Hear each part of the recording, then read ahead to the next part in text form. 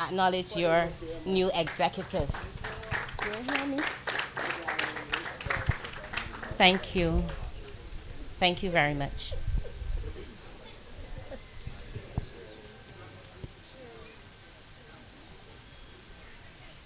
We now move to our feature address. The feature address is going to be done by the Parliamentary Secretary in the Ministry of Transport and Work, and he's also the Member of Parliament for St. Andrew, Dr. Romel Springer, who will be joining us via Zoom, and he is, as you were told before, going to be presenting to us on behalf of our Deputy Prime Minister, Santia Bradshaw, who is not well at this time. Over to you, MP.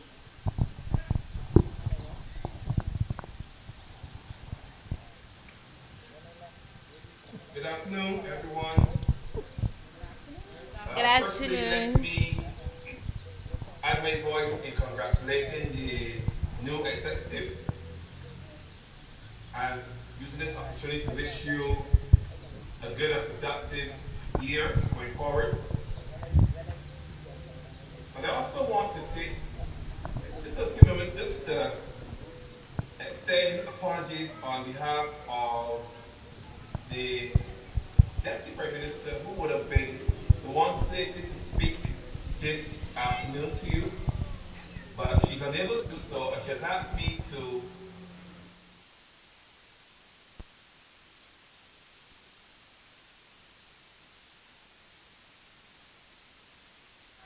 lot of the projects that we have undertaken as a ministry. We have worked closely together. I just want to share a little bit of that with you in terms of the background to some of the projects that we've started, and then we will narrow in on works that are being conducted in the St. George area as well, and then more specifically the St. George North area. Um, Coming into the ministry back in 2022, we would have found or inherited a situation where we still had a number of roads that were in a state of disrepair.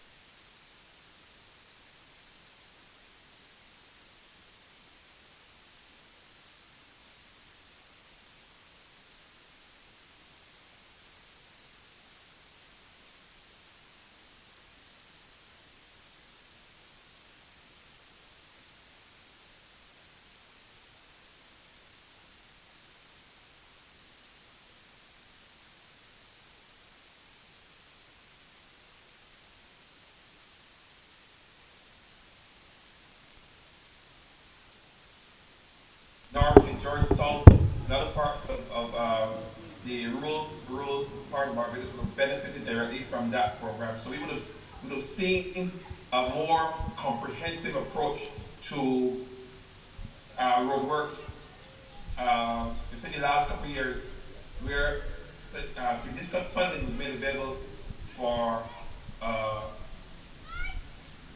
more comprehensive approach to road repairs. With 30 seats, we were still, in part, with 30 seats in part, we were still driven by one united mission at the time, and that was to ensure that right across Barbados, that citizens and residents alike were given a fair share of the development as it relates to road infrastructure. That was our driving force. That was our man, that it would be fair. You would have heard Prime Minister talk about sharing burden and sharing the bounty. And we felt that within NW, we were to share the bounty of resources at our disposal, the bounty of opportunities to have proper road infrastructure, and the bounty of progress right across the various parishes. So we felt that what one parish experienced, as much as possible, every parish should get a bit of it. The nature of how road works and road infrastructure is done meant that some areas were far behind others in terms of their infrastructural development.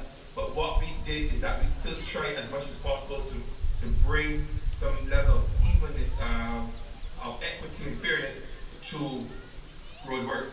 And that has been our approach to road programs that we have done over the past couple of years, where every single parish and certainly every constituency was given some attention.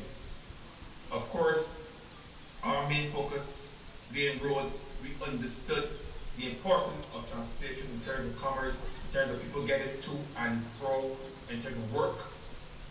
We know what proper connectivity does for communities. It builds stronger communities, as well as we were concerned with safer travel. There's a inherent danger in potholes that sometimes we do not discuss a lot. And you would have seen, those persons would have seen them as transit inconveniences and probably even refer to them as road safety management tools. We never saw it that way. We felt that a smooth road surface, a smooth carriageway is perhaps a much safer road to travel on, and certainly than a road with full of potholes and other forms of road damage. So we were focused then on ensuring that we can get some of the main arteries, some main highways, Highway 4 for example, that leads into St. George, ensure that those roads were some of the roads that we handled or we tackled under that BLP program. Now, recently we've started the Focus Road program, which follows a similar thing, where we look at roads that were needed very little utilities work. So let me just give you some insight as to how we go about assessing roads for repair. There are a number of roads in Barbados that are just simple repairs, where you just go and build off the top surface and you can just pave. But then there are other roads that have other issues that relate to utilities, where there are issues with BWA mains, there are issues with MPC mains, there are also issues with mains that relate to the telecommunication companies and like the power. So infrastructure that relates to those things. And we cannot fix those things in a technical fashion, so what we do, we try to find roads where those problems do not exist. Those problems are not issues that we have to deal with, we just have to build and pave. So we will find that some roads were done and so some roads were overlooked. And the simple reason for that was because of the work that would have to be done before we can undertake the paving of the roads. And that was a question that a lot of people would have posed in the past. Why were we doing this road and not this road? But the simple answer is that some roads were just a lot easier to do under the program that we were doing, where we just wanted to do as many roads across Barbados as possible, where there was no need to wait. But if you have to wait on various utilities, it's going to set you back. And we were not, under that program, we were not in a position to be set back as a result of utilities. So we wanted to push ahead with that road work. Now, we would have had setbacks nevertheless because of other issues across the country. Now, St. George is still part of the rural part of Barbados, and further into the rural parts like St. John, St. Joseph, St. Andrew, we will see some setbacks as relates to some infrastructure collapse. So the most recent one being the Melvin Hill Bridge, that would have put us under tremendous pressure, where we then had to shift resources from one set of roadworks to that.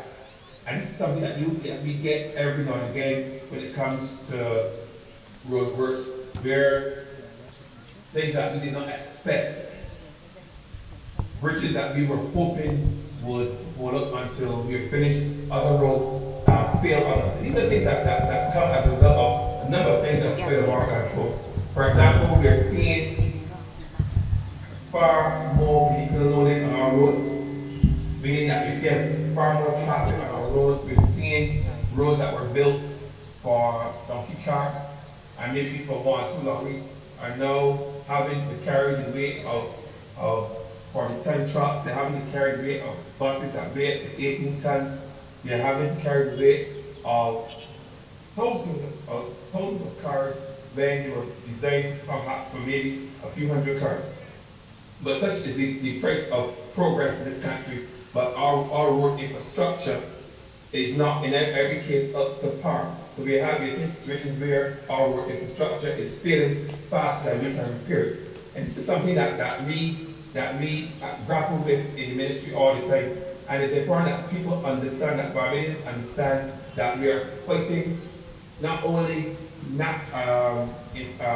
developmental problems as a result of vehicle loading and so on and so forth, but we're also fighting nature in the sense that we are in a climate change environment. And yes, we use that word often when it comes to road works, because we have to build roads now that are resilient.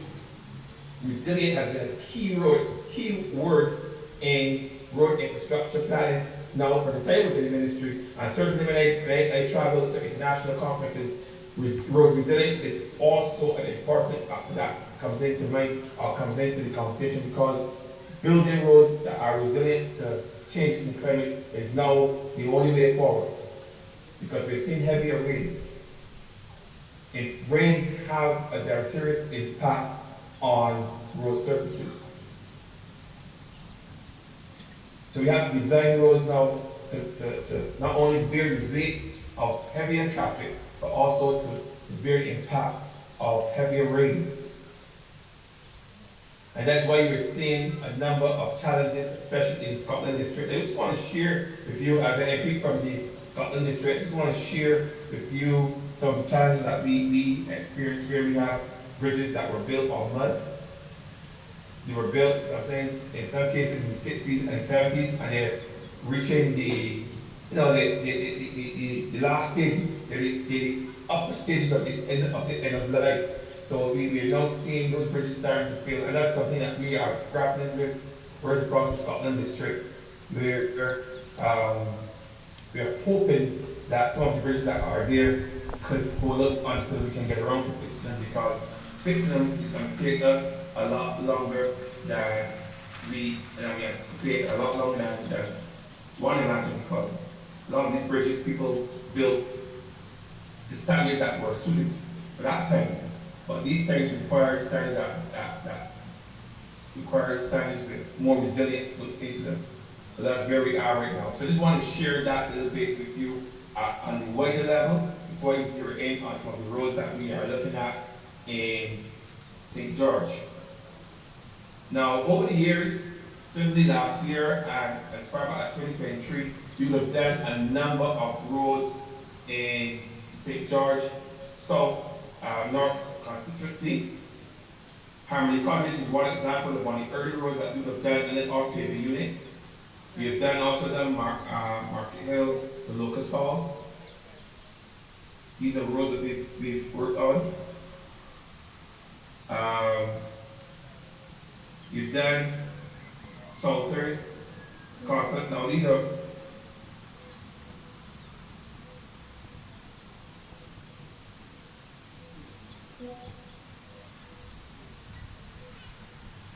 we are also doing Highway 4B, all roads within St. George, Walker's Road, Mayfield Road, Case Hill, a very important one that I know that is very important to persons in St. George North, where we have already had that road assessed. Now, when we do roads, we normally have the roads assessed by a private consulting firm, which requires going in and seeing where the what level of repairs is required, or what level of what kind of utility work is required in that particular road before we can go ahead and award that road to a particular contractor.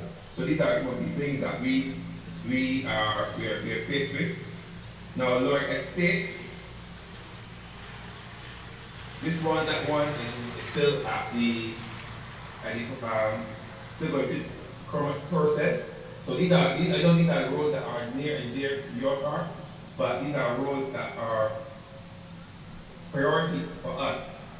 So Case Hill and North State, those two are the two that we are focusing right now. Those are perhaps more advanced. Case Hill be a little bit more advanced in the process than North State, but they both are roads that are being looked at by our ministry. Now there's some roads that we've commenced And for whatever reason, we've had to halt, but as I said, we're now relooking a number of roads within the St. George North Constituency where we intend to commence the process of road works there as well. So I'm just going to list a few. The Erie Hill 1 and 2 are two that were done under the paving unit. One number 2 is completed, but one will be completed as soon as the government does a significant road works there. So they would have had to get that road, and we now have to reinstate that. So those are challenges that we face. Sometimes you may hear of a road that was recently done being developed. Now the fact of the matter is that sometimes even the work in terms of the compaction that is needed to complete the road may damage the main underneath the road. It may have been a good main until the work starts.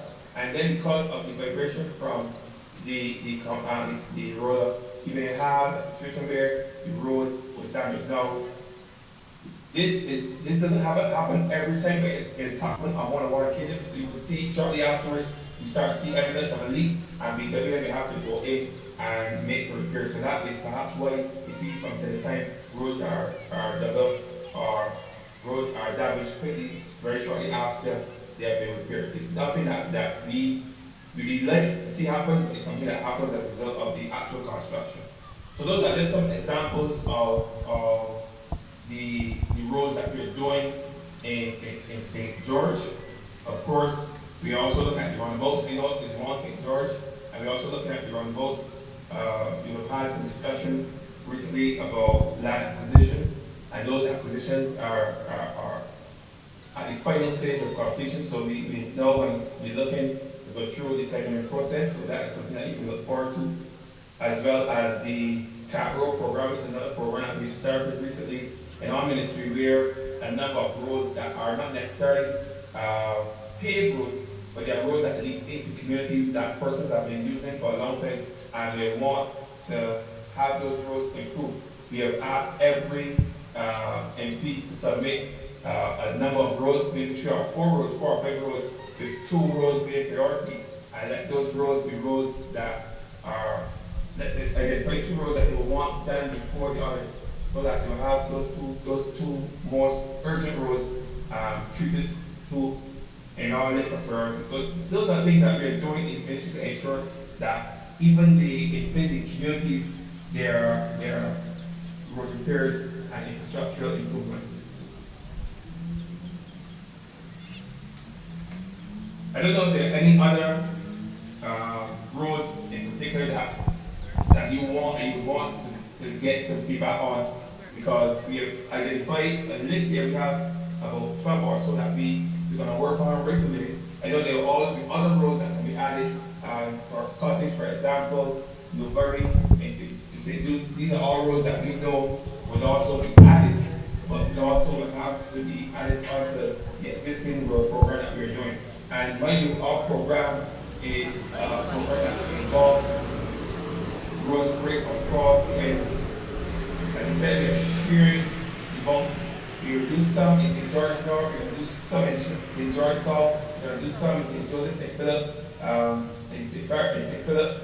So we cannot, even if the best of intention, fix every single road that is identified to be fixed in one particular area, but we will try our utmost best to see if we can spread the work right across the various parishes. We've done that in St. Michael Park and St. Michael and in those constituencies. We've done that right across the north in those rural parishes of St. Peter's, St. Lucy, St.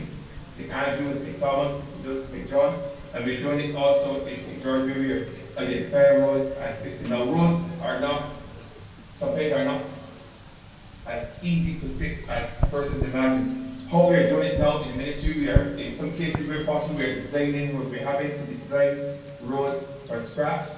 Gone are the days where persons will go in and just build based on footprint, because we are concerned with the drainage issues and the fact that drainage and resilience must be built into the construction of the road.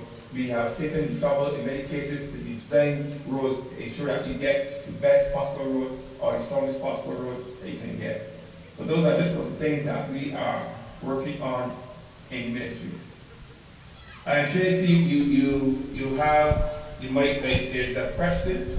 Yeah, you can hear me? I can hear you, yes. Right, so thanks for your presentation on the roads in St. George, but there are a few roads that I want to ask you a question about. I want to start with the Sweet Bottom Road. I remember a few years ago, I myself, along with the MP and the minister, would have gone to this road in Sweet Bottom, Sweet Vale. We would have gone to this road, and this was one that was supposed to be done a few years ago. I don't know if along the Prime Minister was actually there as well. I just wanted to have an update on that road, which is the Sweet Vale Road. There is Newberry to St. Jude's, which is in horrible condition. I heard you speak about Thorpe's Cottage. In fact, that road has been on the list. I'm hearing you very well. I think I heard that you asked about road in Sweetville that we visited some years ago. In 2022, June. Am I correct? In 2022, in June 2022. Right. So as I said, we've identified a number of roads, of which that is one that we've also identified for as part of our program. As I said, there are a number of roads that we've listed to do, but the reality is that we can only do so many at any given time. That one was one that was identified a long time ago that we would have to do. Also, that road all leads also to the roundabout where the road isn't that grows roundabout. Also leads to the roundabout where there was some land acquisitions that had to be done. I made sure that those acquisitions have been completed. So we are now in a position now to advance with that road. But Sweetvale, as we call it in ministry, that and roads, we've all incorporated those roads and that road work project. So you can look forward to the start of that maybe perhaps this year. Right, and I also want to know about the St. Jude's Road, which is Newberry to St. Jude's. There's also Lower State Road as well. Salter, that's Lower State, yeah. And this, as I said, you just recently completed the road, that acquisition, so that one we're going to take very soon. So it's very important that you know that going to tender is just the next step before it's awarded to a contractor. So we can look out for works before the end of this year then on some of these roads. Yeah, for sure. Okay, and there's one more road, which is the community roads that have been started. There's one in Constant that was started over a year ago, but it has not been completed as yet. This is one of the community roads, not a major road. I don't know if you can give an update on that. Right. As you're talking about, I think you would say that we started a road in Constant, a community road in Constant. Right. All right. But I just want you to bear in mind that for the most part, some of these roads are being done by just 3 main contractors, and that has resulted in some delay in some roads and the progress of some. Once we understand that we can only move at a certain pace because of the limitation and capacity of those contractors, but rest assured that any road we've made a commitment that roads that we've started, we've made a commitment that we will complete those roads.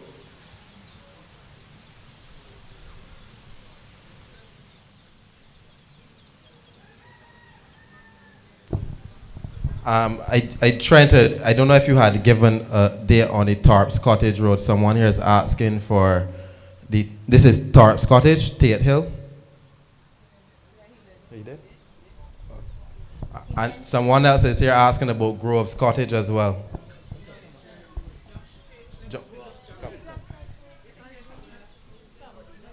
Yeah, he did mention that. That's fine.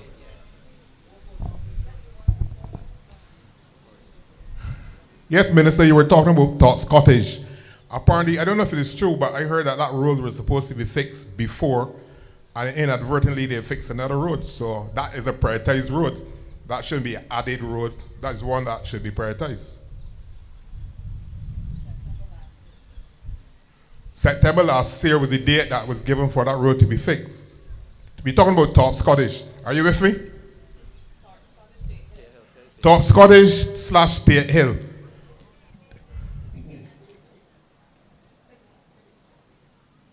Right, this one has been identified to be done. This one is one that we've recently assessed. And just awaiting funding just to complete cases, but this one is indeed a priority road. Well, thank you, because It is a priority road. thank you. That's what I want to hear. And it's already been assessed and it's good to go. We're just waiting for it. All right, any other questions? Any other questions for the minister?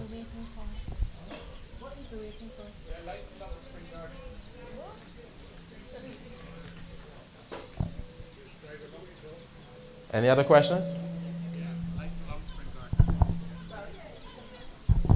I'm presuming that lights is also a part of transport, so I was wondering about the illumination along the spring garden, especially at night.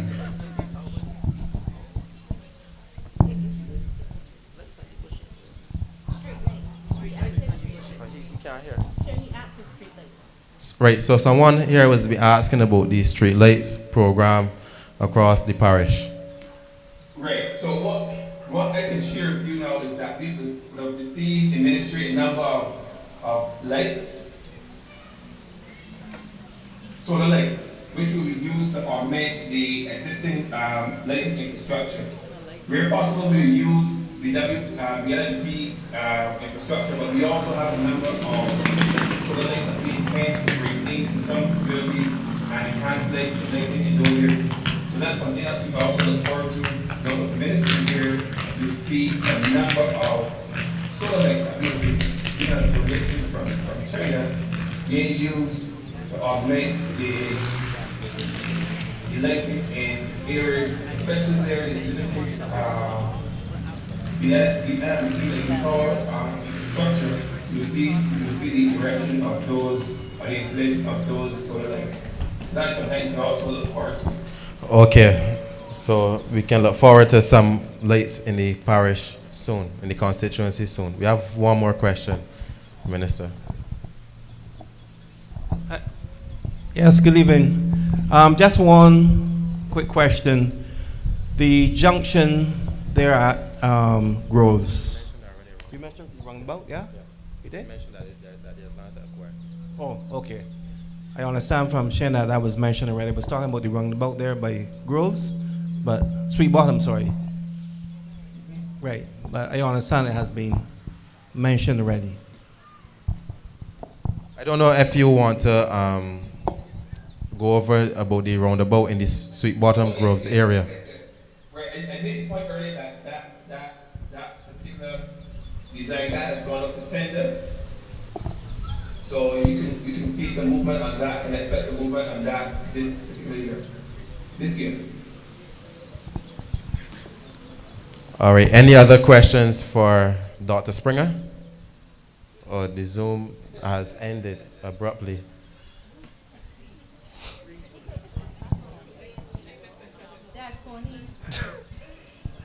I'll just give him 2 minutes, he'll come back live soon.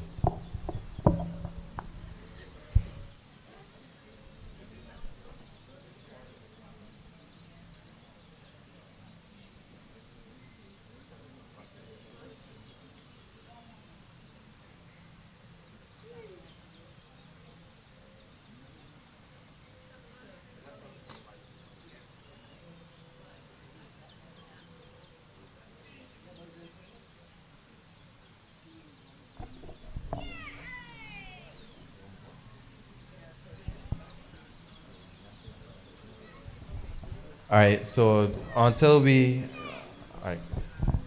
All right, thanks. Well, Dr. Springer awaits coming back in. We recognize across the constituency that a number of people are particularly concerned with the functioning of the Ministry of Transport and Works. Much of the discussion so far has focused on roads, but MTW is responsible for the bushing, is responsible for lighting, is responsible for the bus system. And so that's why the committee thought that when we were setting up the meeting here this evening and looking for a feature address, that the Ministry of Transport and Works and the minister responsible in particular would have been good to come. As you had heard earlier, check my phone and the Zoom. As you'd heard earlier,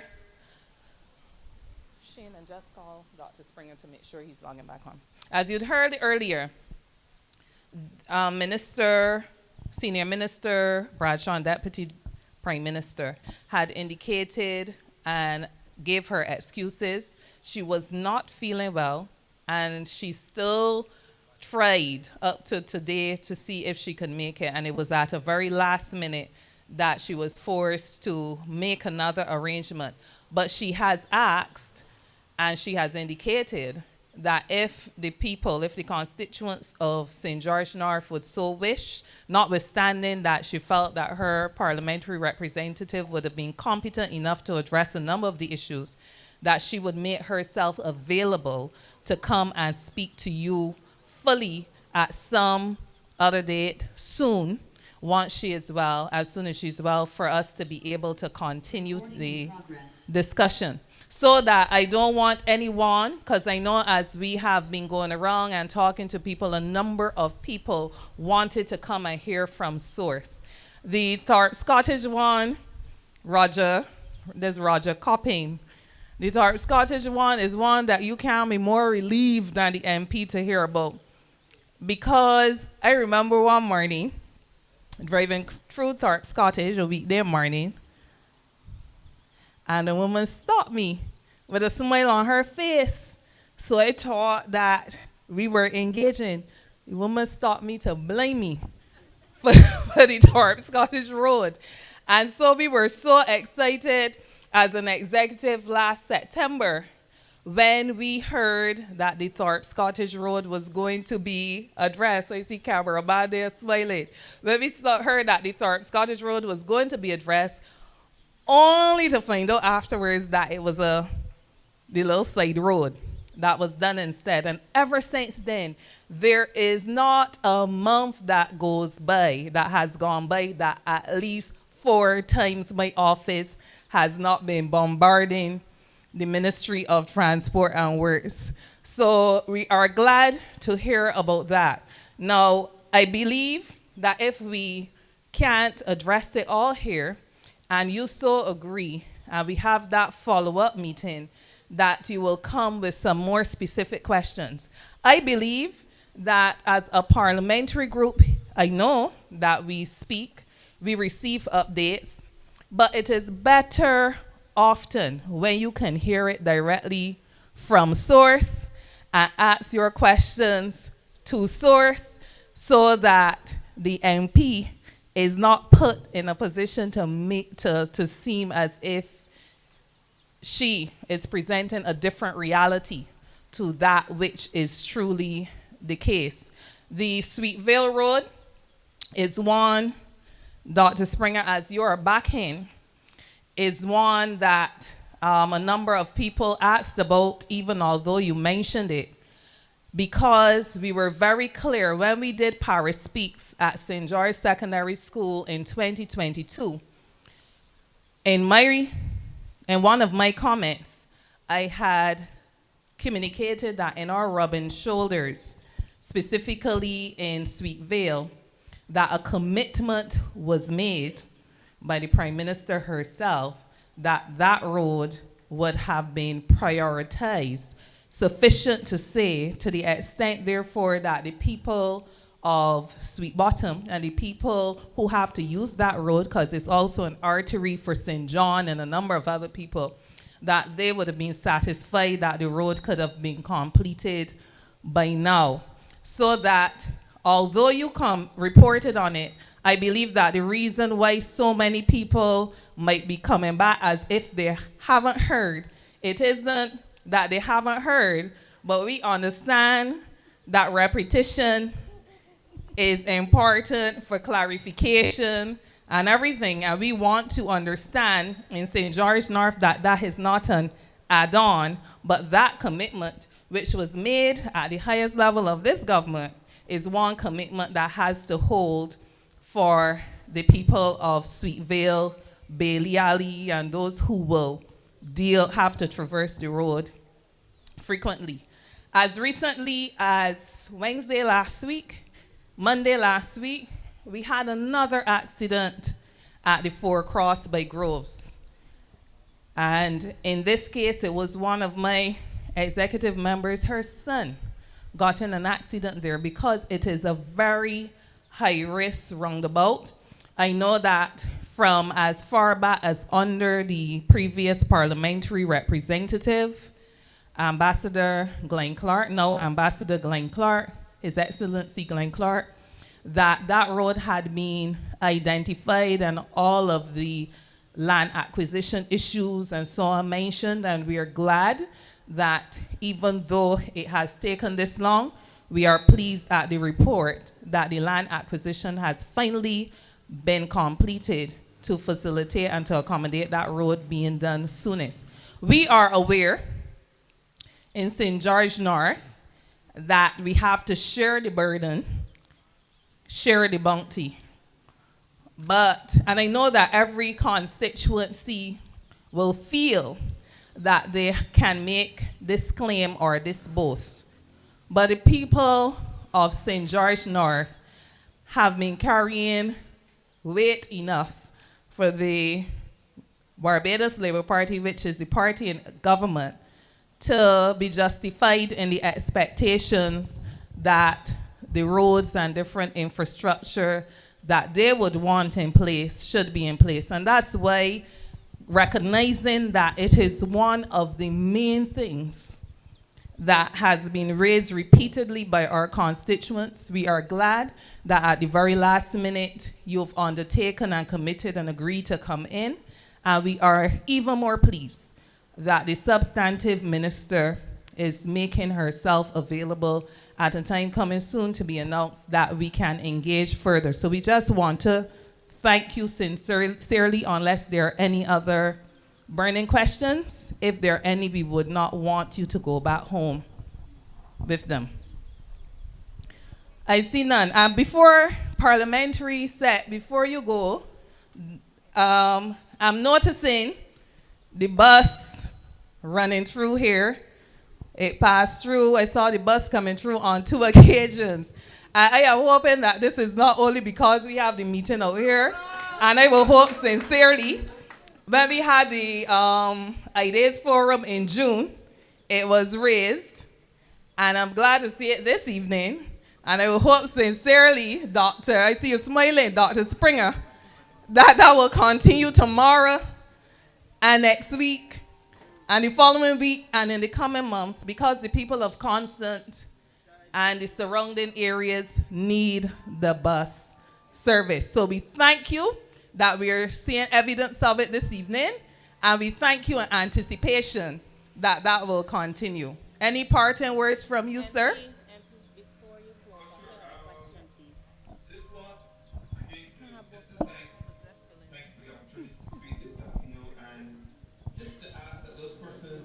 Within the St. George North Constituency, just be patient and know that we are working hard in ministry to ensure that you have safe roads on which to drive, to ensure that roundabout roads that is constructed as soon as possible.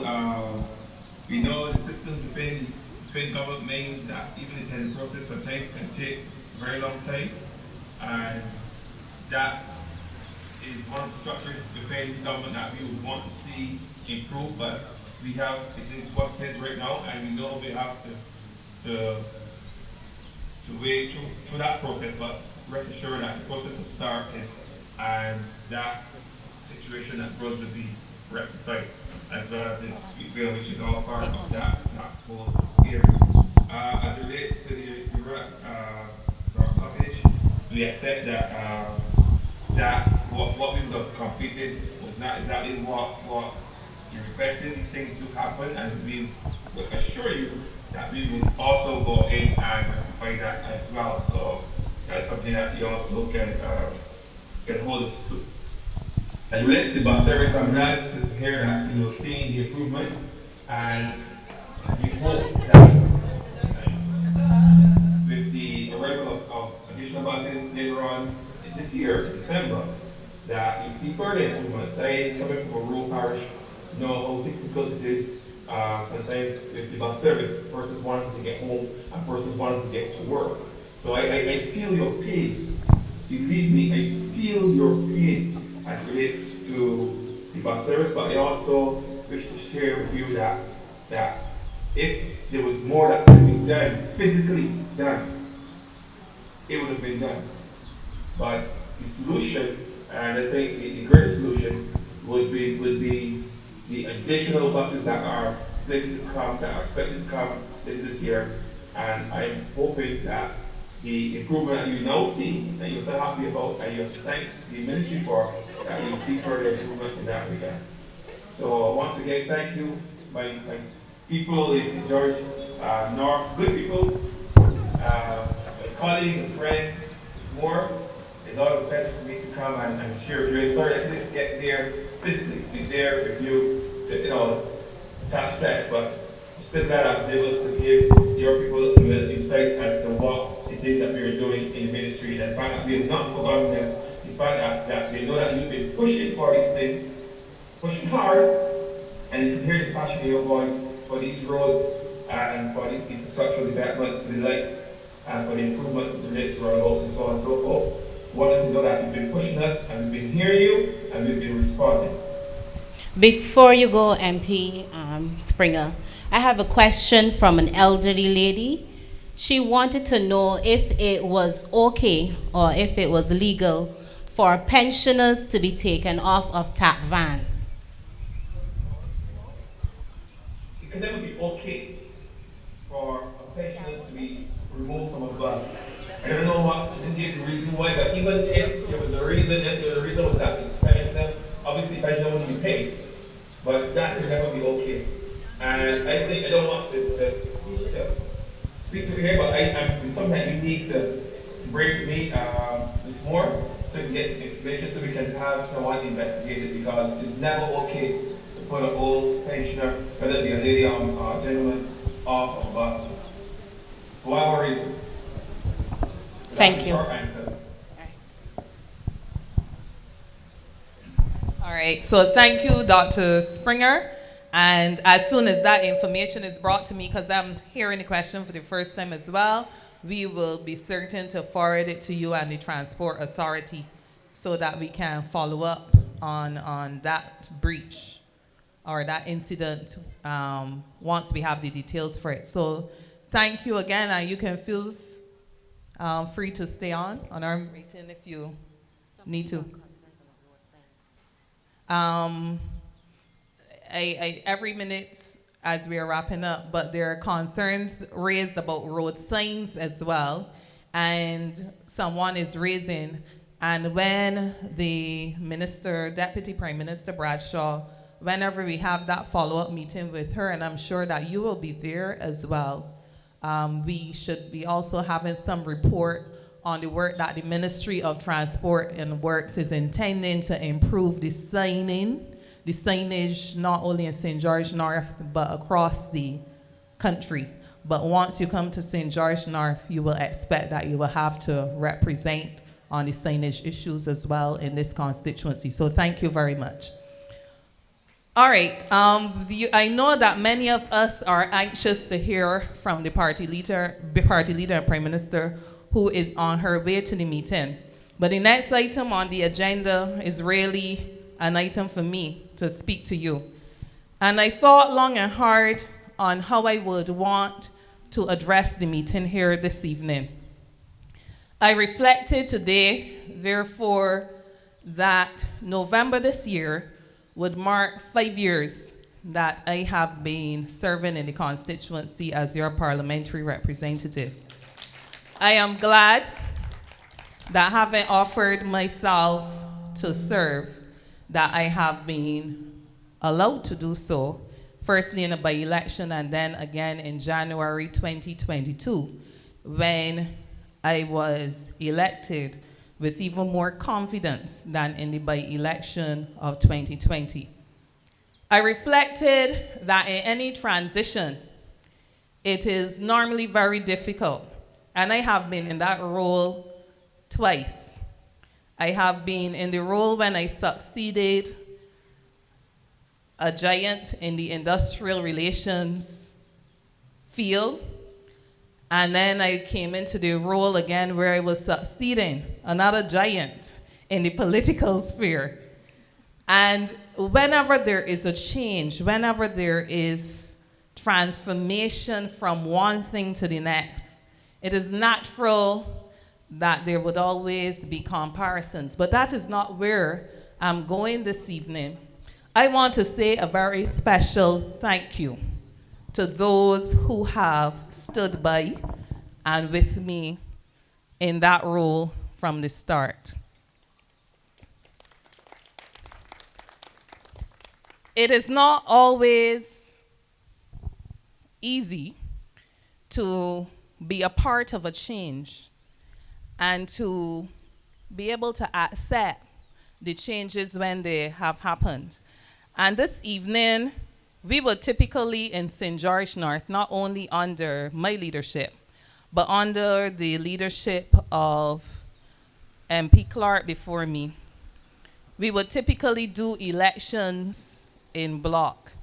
But this evening, I'm glad that Comrade Henry was able to accommodate and take a different approach, because the committee has been concerned with a number of comments that would be heard from those who are saying that the MP selects who she wants to work with. From 2020 until now, that has never been my approach, and it never will be. It isn't my approach in political life, and it isn't my approach as I lead the Barbados Workers Union. Because when you offer yourself and commit to be a servant of the people, for the people, by the people, you commit to working with everyone, whether they are B or D, whether they are black or white, whether they are young and old. And especially when you have the kind of foundation I have, you are willing to put heart and mind and brawn to whatever has to be done for the upliftment of the people once there is a mind to work. And that is where the common thread is, once there is a mind and willingness to work. So there were a number of people who had indicated that in an open election, they would be interested in offering themselves. And it was interesting that we end up with a committee that is varied only by one youngster. And Keon Walcott, I want you to stand. I know you're looking at me real bad, but Keon is Comrade Walcott, is a youngster who you will be seeing pretty much in the constituency. He's a member of the league, and he's a member of the league that is actively working with us. What I want to see going forward as I address you, and what I want to reiterate, is that I think that all of us who support the Barbados Labour Party have one thing in common: the Barbados Labour Party. And we support the Barbados Labour Party for different reasons. Many people will tell you, I was Labour from birth or before birth. And there are other reasons that people will support. But in the same way that I speak to the comrades, because that's what we call ourselves in the union fraternity too, in the same way I speak to the comrades there, we have to be able to work together and come together in spite of any differences we have to uplift what we believe is the best thing for this country. So I also reflected, and I don't only go back to prior to May 24th, 2020, 2018. But even in November 2020, when I joined the party, I reflected on the reasons that I was asked to join the party. And I came in to join the party. And that was because, largely, not only because the leadership of the party felt that I could benefit St. George North, but because of my national profile as a trade unionist. The party saw the importance of strengthening its conscience, if you will, in addressing a number of issues that related to the mission that I had been supporting since 2004, and that's the mission of improving the well-being of all, which is the motto. So I'm glad, too, that I have, even among the camaraderie in St. George North, representation, too, on the Council of the Barbados Workers Union as we continue to reinforce that mission. And I thought that with a party more than, and I believe that the Prime Minister may touch on this more elaborately, but I thought that as a branch and as a party in government that was past the halfway mark, in fact, we are past 3 years into the mandate that is constitutionally up by January 2027. I thought that it is a good time for us, notwithstanding the roads that we want, notwithstanding the bus system that we want to see improve, notwithstanding the debushing that needs to be done and the street lights that need to be erected. I thought that we would, as a branch, need to reflect very importantly on where we were, even at the time that I joined the party, even at the time that the party was first elected in May 2018. I thought that we would want to reflect on where we were before that and where we are now. And I believe that as people, my father used to reinforce a motto in his students, and I was his student twice in primary school and infants, being class 4. I always say easily the worst years of my life. But he used to reinforce in his students a motto that there is always a better best. So I'm happy to be a part of a government that gets it, that understands that people will always demand more of us because they should. And it is not something that we take for granted. It is something that we continually aspire to delivering the best that we can, the better best. When I joined in 2020, there is not a single person that can honestly tell you that I made them a promise. Beside this, anytime I'm asked a question, I will always say, I will do my best. I will do my best. I remember in the campaign for the by-election, I remember being with some canvassers, and the MP, if she can, she can do this. And don't do that to me, because I have not even been able to scan the lay of the land to determine what is possible and what is not possible. I will always do my best. And as I stand here today, this evening, and I present myself to you, proud of the executive, the outgoing executive, and the incoming executive that has undertaken to stand by me and with me to lead the effort in this constituency. That is what I recommit to you, that I will not always be able to meet each one of you at the point where you are, but I will always be that servant that will commit to giving the better best. So I know my colleagues in the parliamentary group, and I believe many in the cabinet of Barbados get very, very tired of me, because it's that very fine line that you tread when you're dealing with a trade unionist, and people anticipate even when you're saying it, protest. But I'm happy that many of them, and the Honorable Minister Chad Blackman not too long walked forward. And I'm glad to say from day one that he has been working in the ministry. For many of you from the area, like Michelle, who born in the Glebe, will know that the St. George Primary School, for instance, has a piece of land behind the school that can be developed and made available to the school. And in fact, the school at some point in time had permission to expand on that land. And he has been working with me and the Ministry of Housing to ensure that the lands are transferred over to the Ministry of Education, so that the school that doesn't even have enough space but is so active in sports that the school can do even more in the sphere of sports. And similarly, we will continue to work with the Ministry of Housing on development of land next to the St. Jude's Primary School, to make that available to a community that doesn't want to sit back and work based on government, but is eager to develop that as a park for the children and the community in St. Jude's.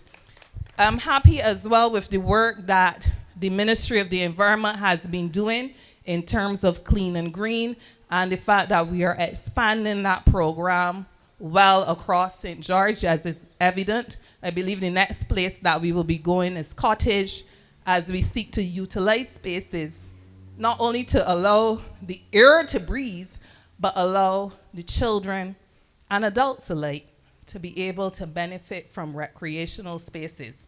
We are in the Glebe, and as we continue to work with the Ministry of Housing, I know that there are some niggling issues, like when the land will completely be transferred over, when title will be completely transferred over to residents of the Glebe.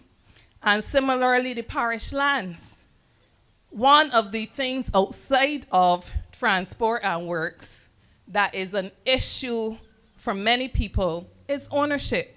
When you have lived in a space for all your life, nobody will feel better to be able to say finally that they own this space. And then, of course, there are those people who are seeking opportunities for housing and so on. We, at some other point in time, I believe we'll be hearing more about the Ministry of Housing and its work, because like transport and works, that ministry too has had a number of setbacks. And St. George is as eager as citizens across the rest of the country to be able to see movement and greater progress in this area, so that people who have the desire of ownership can move closer towards that objective. I don't want to belabor you this evening, but and our Prime Minister and party leader is here, and I believe that she should be making her way across to us shortly. So as we indicate for her to do that, and for her to have the opportunity to share with you for a bit, I just want to encourage us in the branch. Don't take things for granted. One of my experiences has been that sometimes people expect that you can read their minds.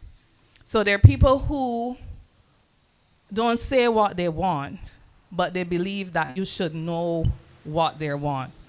Another experience is that there are people who sometimes will tell you what they want and don't come back to you or anybody at any point in time, but won't make allowance for the fact that sometimes you need to remind people of something. And if we would only take the example of children, there is not a thing that my daughter wants that she will allow me to forget. And I always encourage our constituents, don't feel that you confusing me or my office. I always encourage our constituents to remind us, because as humans, and the office in St. George North is busy. I want to take this opportunity to ask Comrade Nicolette Bedford, who is the constituency assistant, and Comrade Paul Bentham. I want them to stand. Where's Paul? Somewhere but in the wrong. But I believe by now most people will know Paul as well, and he gave the opening prayer. You'll see him again.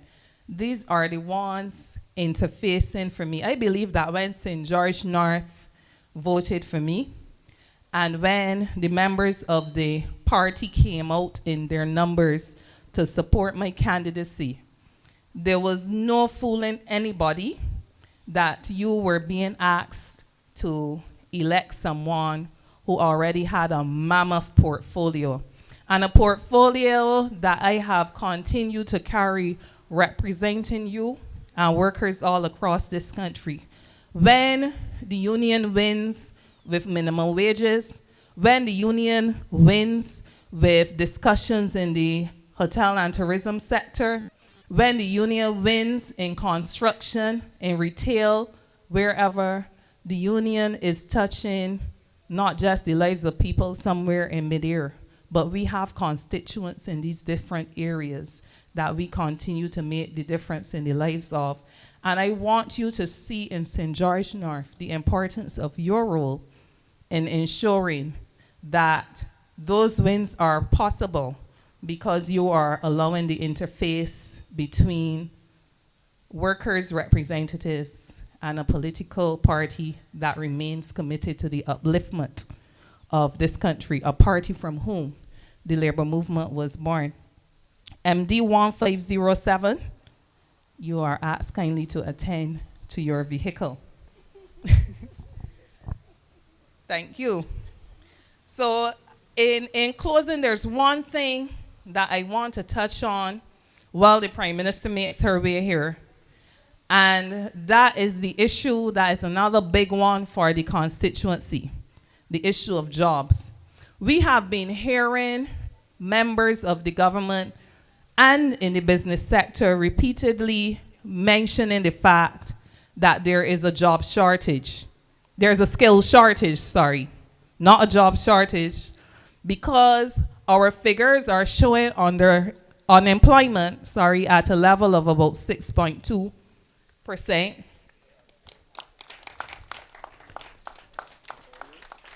I'm wrapping up. Our figures are showing, okay, so you can see it. And the Prime Minister came in at a good time. Our figures are showing unemployment at officially in the region of 6.2%. And we are still hearing skill shortage, and we are still seeing at the constituency level people coming to us week on week, bombarding the offices day on day for work. So there's something that has been established through the Ministry of Labor, and this is a jobs registry. And we want to, you mean me or him? We want to ensure that our constituents make us aware, yes, continue to make us aware of where you think we might be able to assist you. And I repeat, assist you in finding work, because there's some people that sit down and wait on the politicians to find work for them. But it is always expedient if you pursue those opportunities yourself as well. But we in the constituency office, once you allow us to, and most people have, we will share your information with that jobs registry. But what does the job registry do?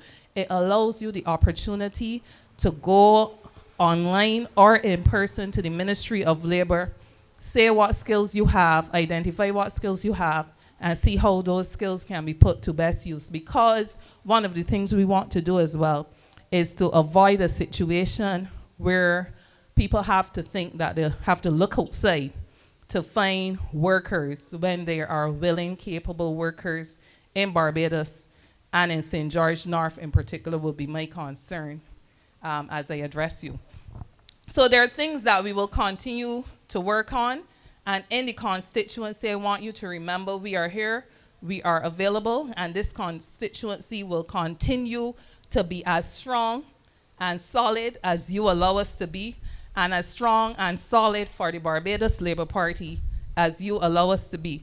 I know I said I was closing, but I cannot, absolutely cannot close without thanking the many of you who have volunteered yourself to us. Some 55 people that have volunteered themselves to work with the branch in terms of canvassing.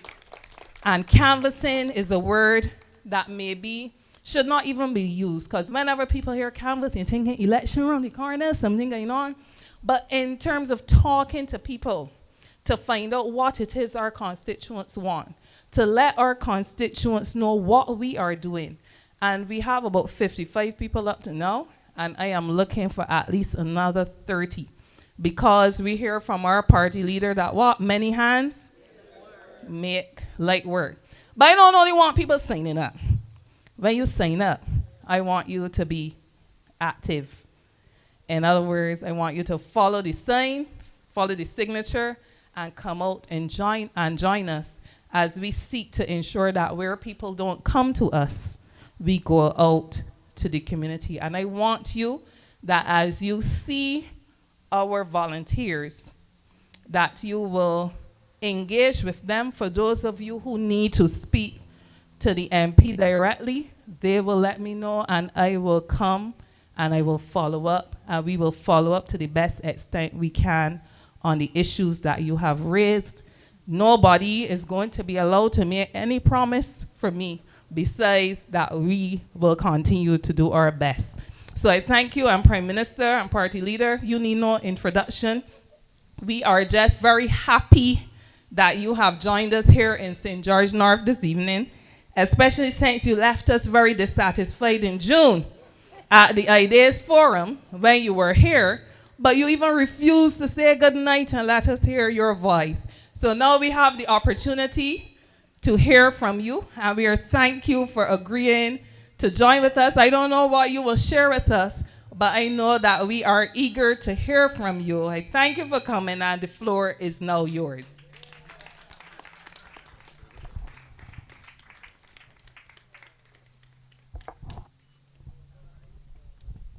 Thank you very much, General Secretary, Member of Parliament, and somebody who I now know needs a hearing aid. No, but when I was here, I chose to speak to as many people individually during the Ideas Forum. And far from that, I also took the idea from a young Barbadian who spoke here about the need for national cleanup days. And pursuant to that idea, I can report to the people of St. George that the government has accepted it, that the Ministry of Environment has acted upon it, and that we expect that 4 times a year that we will encourage all Barbadians from St. Lucie to St. Philip and Christchurch, from St. John across through St. George to St. James, and of course the people of St. Michael will never be left out of anything in the country. But all jokes aside, that is the kind of participatory democracy that the Barbados Labour Party was elected to be able to give the people of this country. I want to salute Chad Blackman, who is here. He is still very much the new kid on the block. Although the big man has a difficulty, I suppose, in persons referring to him as a kid. But he is working very hard in the Ministry of Education, and I want to thank him for his work. And I want to thank you, the people of St. George, for the role that you played in his by-election in ensuring that Chad distinguished himself in the manner in which he did. I don't think that anybody set out to take the deposit from the Dems. Ralph Thorne did that on his own. And he doesn't need any help in a downward descent that he's carrying the Democratic Labour Party. But I have come here because I want to talk with you. And you are at the center of the island. St. George and St. Thomas are at the center of the island. And in a very real way, St. George and St. Thomas have anchored the Barbados Labour Party. Not that there are other parishes that haven't, But if you understand the concept of construction and everything else, the core is the foundation. And you have been the core for the most part of this party's 87 years. And I want to remind you who are here and those who are hearing my voice that these parishes that are in the center of the island, don't mind you don't have access to the sea nor coast, that you play a pivotal role in anchoring the foundation of this country and this party. And I say so conscious that when you are busy working and not spending enough time talking, then other people paint a narrative that if you hear it often enough, persons are likely to believe. And that is why it is important for branch meetings and engagements for us to remind people of what a difference this government has made to the lives of Bajans and is continuing to make to the lives of Bajans. Tony referred to 2018 in her speech, and I take it as a referral that really is meant to tell you that the last time you had a Democratic Labour Party administration was in 2018. There are those now who would want to commend themselves to you again to be your stewards. The problem is that the record of their stewardship, when pulled up, does not give confidence to anybody, not only in this country, but this region and this hemisphere.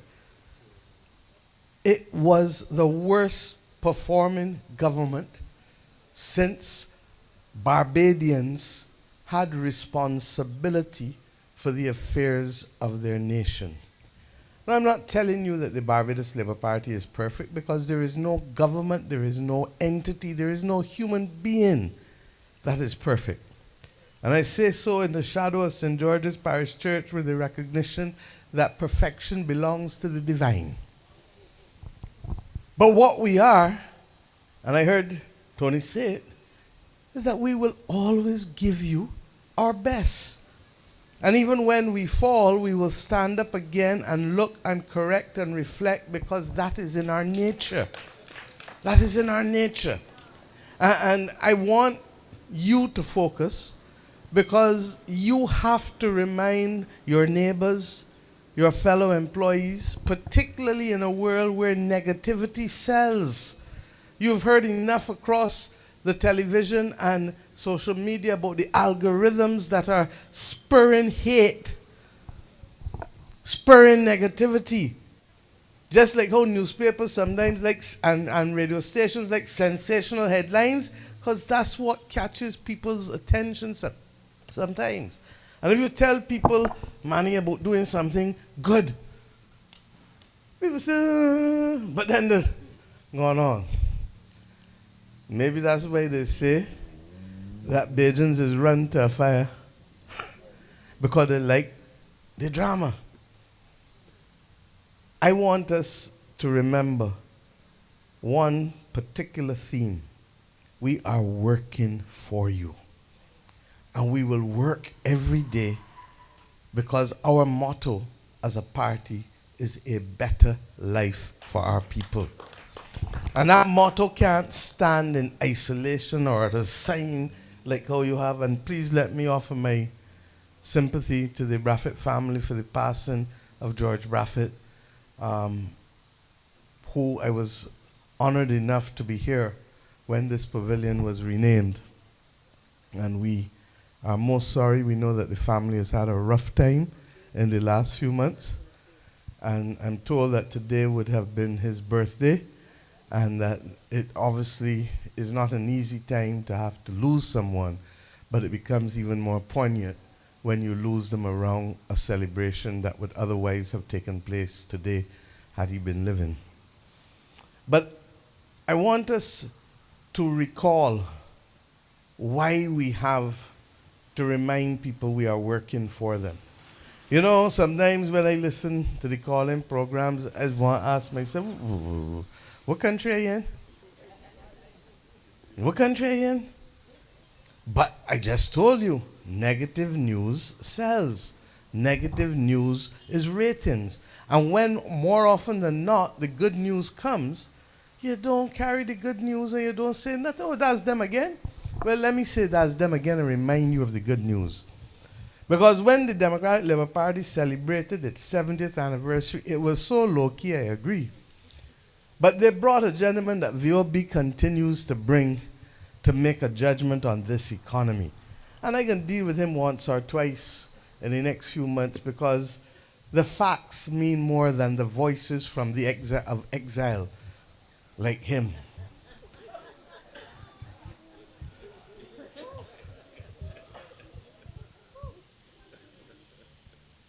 This gentleman would have caused you to believe that Barbados is in a storm of taxation and that it is only high prices out here. Now, there's nobody who denies that the world faced cost of living increases coming out of COVID because of the disruption of the supply chains. But the difference is that while we put mitigation measures in place to ease the burden on people, put a whole host of foodstuff items that were never in the basket of goods, and we remove VAT off of them and we remove import duties. And Ryan came again in March this year and we added to those that we had before. We added stew beef and we added sega and we added a whole host of other things that were not there. But absent of research, they like to hear their voice. And Barbados, in fact, has, I'm told, the lowest inflation rate in the region now.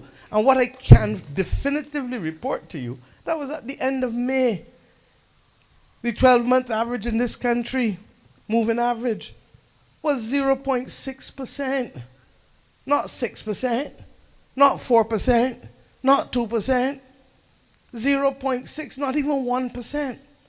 So that, and I don't rest on these things alone because a lot of what determines cost of living in our country is outside.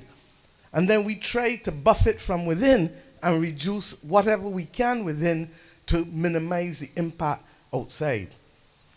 So that the government does not relate to this as a boast, but relates to this as progress in the right direction, and that we will continue to keep our eyes fixed and continue to see how best, day by day, month by month, we can reduce the impact of external effects related to cost of living.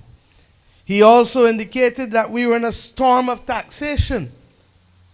Do you recall that this government has not increased taxes for you in how many budgets now? He living in which country? Canada? Because he could only be talking about up there, not about here. And the bottom line is that if you go further, this government's major exercise in taxation for personal income tax took place in 2019. And that was to bring it down, not to carry it up. Equally, those getting the reverse tax credit, the numbers increased because instead of people earning $18,000, $1,500 a month and under getting it alone, we extended to people earning just above $2,000 a month, $25,000 a year.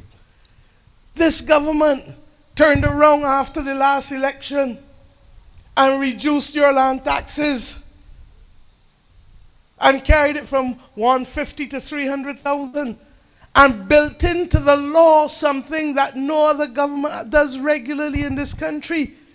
That come next year, 2026, the land tax relief will go up to 400,000 so that you don't pay 400,000 and below, and the first 400,000 is taken out of it. Now, is that a government that's frightened for itself or its shadow? Or is that a government that is batting with confidence and that is telling you that we are so ordering the affairs of this country that we believe that we have the confidence to make those changes to ease the burden on landowners in this country. We tell people, go and own land. And certainly at the bottom, we believe that the first value and those owning properties below a certain value should not have to carry a burden for the benefit of ownership. We want you to spend the money keeping your land clean. Because the legislation is kicking in any minute now. It's been proclaimed and the enforcement will start soon. That if you don't keep it clean, the government going to keep it clean for you, and you're going to pay twice. Because you're going to pay what the government paid to get it clean, and you're going to pay a fine on top of that. So you could as well go and get it clean yourself and left out the fine. Common sense.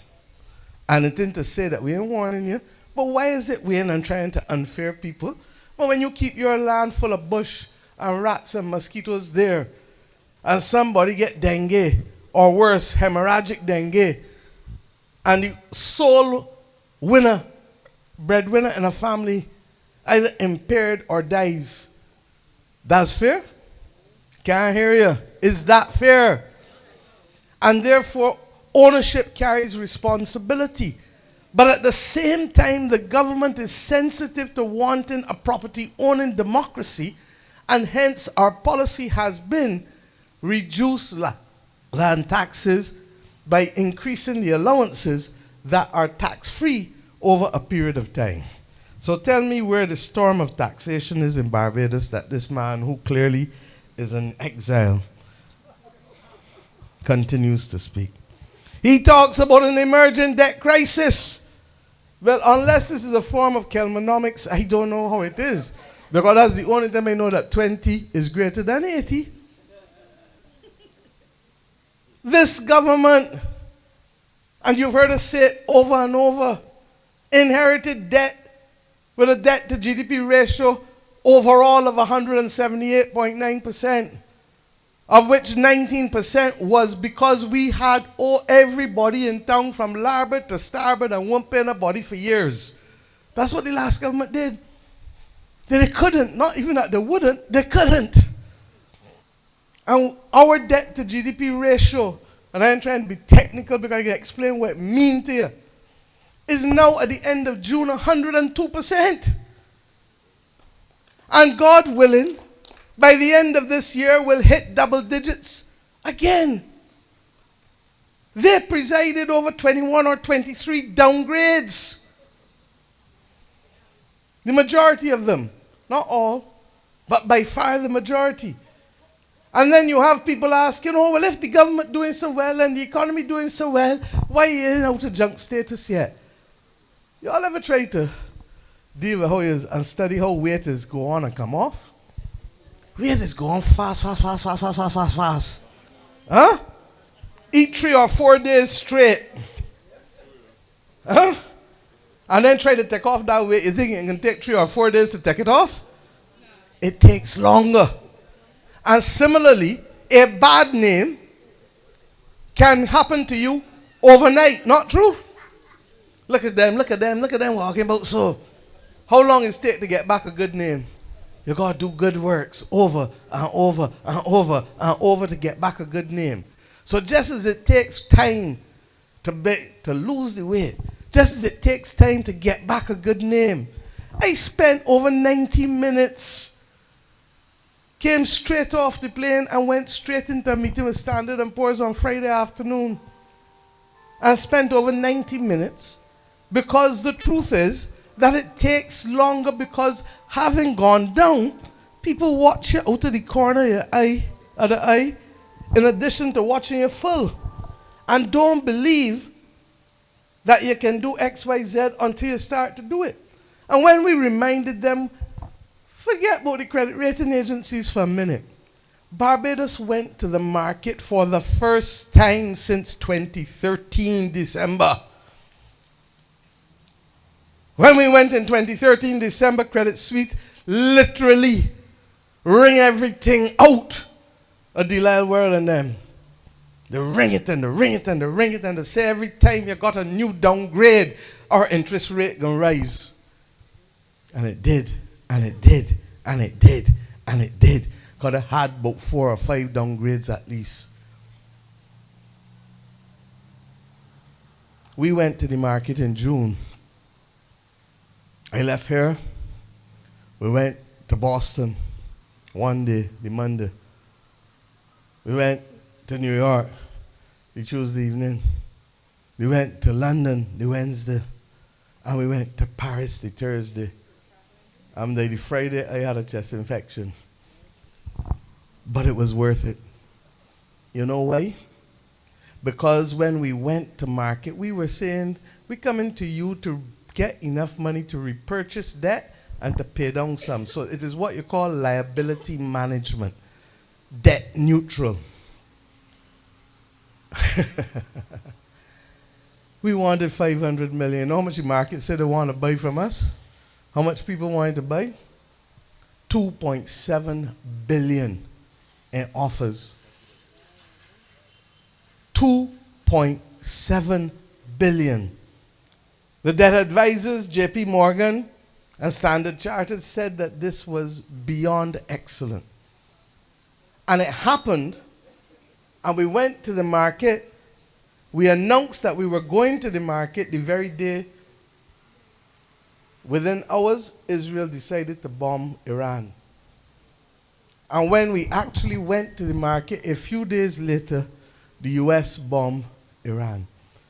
And everybody got jittery this Sunday, and they said, Prime Minister, do we pause?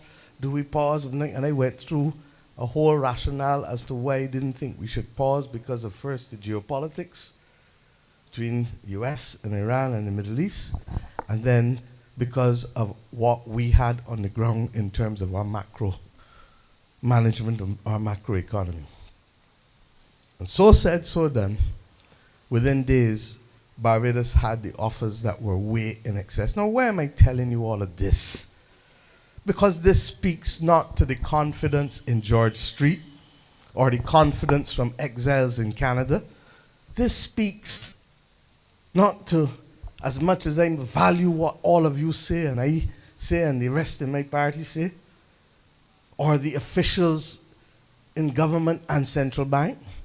This speaks to how the rest of the world sees this country. And not that it is idle talk. It is about what they're prepared to risk. They're risking their money, knowing full well that this was a country that had to do selective credit default 7 years ago because of where the Democratic Labour Party government had carried us. Do you understand the point that I'm making? And in fact, Standard & Poor's and the other credit agencies are a little perhaps embarrassed. They might not say so publicly.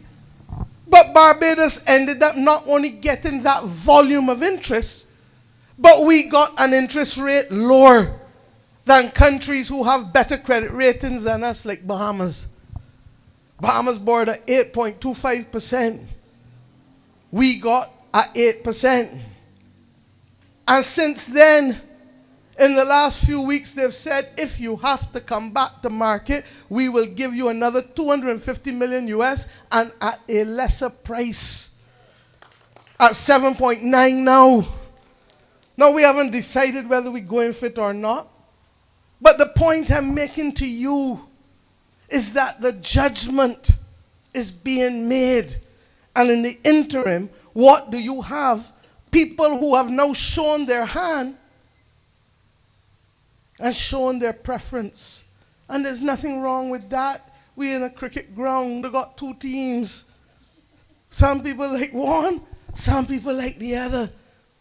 But don't come pretending that you are an umpire when you belong to one of the cricket teams. And every week you hearing this man commenting. A speech is in me at some point in the next few months to call them all out. I have kept very quiet. But this country is at risk of flirting with danger because others who are envious of success are trying to pull it down day after day, week after week, and there will be a price to it. I'm not saying that Barbados is perfect by any stretch of the imagination. You only have to sit into a cabinet meeting to know that I push hard every week. Tony talked about better best. I believe in that. And I believe that we can continue to do better, and I believe that 3% growth is not enough. But for us to move beyond the 3% now, I need you. We need each other. Because it is private sector-led growth. And that is why, in spite of all of the challenges that we have faced, and more often than not, the challenges that I can speak straight to you tonight. If everybody in this country did their job, nothing more. But I want nothing less. If everybody across, and I'm not talking about public sector alone, I'm talking the entire Barbados, private and public.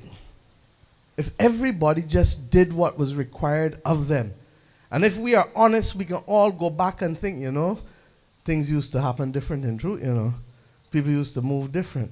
Or people didn't study them things before, and people would stand and do what they're supposed to do. Not true? And that's a good old time word for productivity too. If everybody did their job without even pushing hard, we would be doing even more. And we would be making, in my view, 4 to 5% growth. So I am quarreling, but I'm discussing. Because I know that Barbados is capable of better. And I know that Bajans are capable of more. And I know that the world in which we live, conflict after conflict after conflict, that I know we can do better. When I went to Ethiopia for the CARICOM Africa Union conference, a historic conference, the first time in centuries. But more importantly, let's take the post-colonial period, that the leaders of Africa and the leaders of the Caribbean have ever met. You believe that? We met virtually in 2021. And it was here in Barbados that we determined that we would meet when President Kenyatta and myself committed to working with both CARICOM and the AU to make the meeting happen. But when I went there last weekend, the Prime Minister of Ethiopia asked me to stay on the next day to be able to go to the opening of what was is now the biggest dam ever in Africa. The dam is 2 kilometers wide and 550 feet high. And if you didn't see it, you won't believe it. The overflow coming at the side is so ferocious, like nothing you would ever have seen in your life before. But you know what stood out for me? The dam is controversial because they take one of the tributaries to the Nile, the Blue Nile. And Egypt was not happy with them, and Sudan. And Ethiopia has maintained that, look, more than half my people don't have electricity. So I have a duty to be able to deal with that. Plus, in doing this, I can prevent flooding for them and those in Sudan. When Ethiopia announced that it wanted to do this 14 years ago, the entire international community refused to help them. Not a yen, not a cent. And we can speculate as to the reasons why, but they effectively said no. You know what the Ethiopians did? They said, watch me now.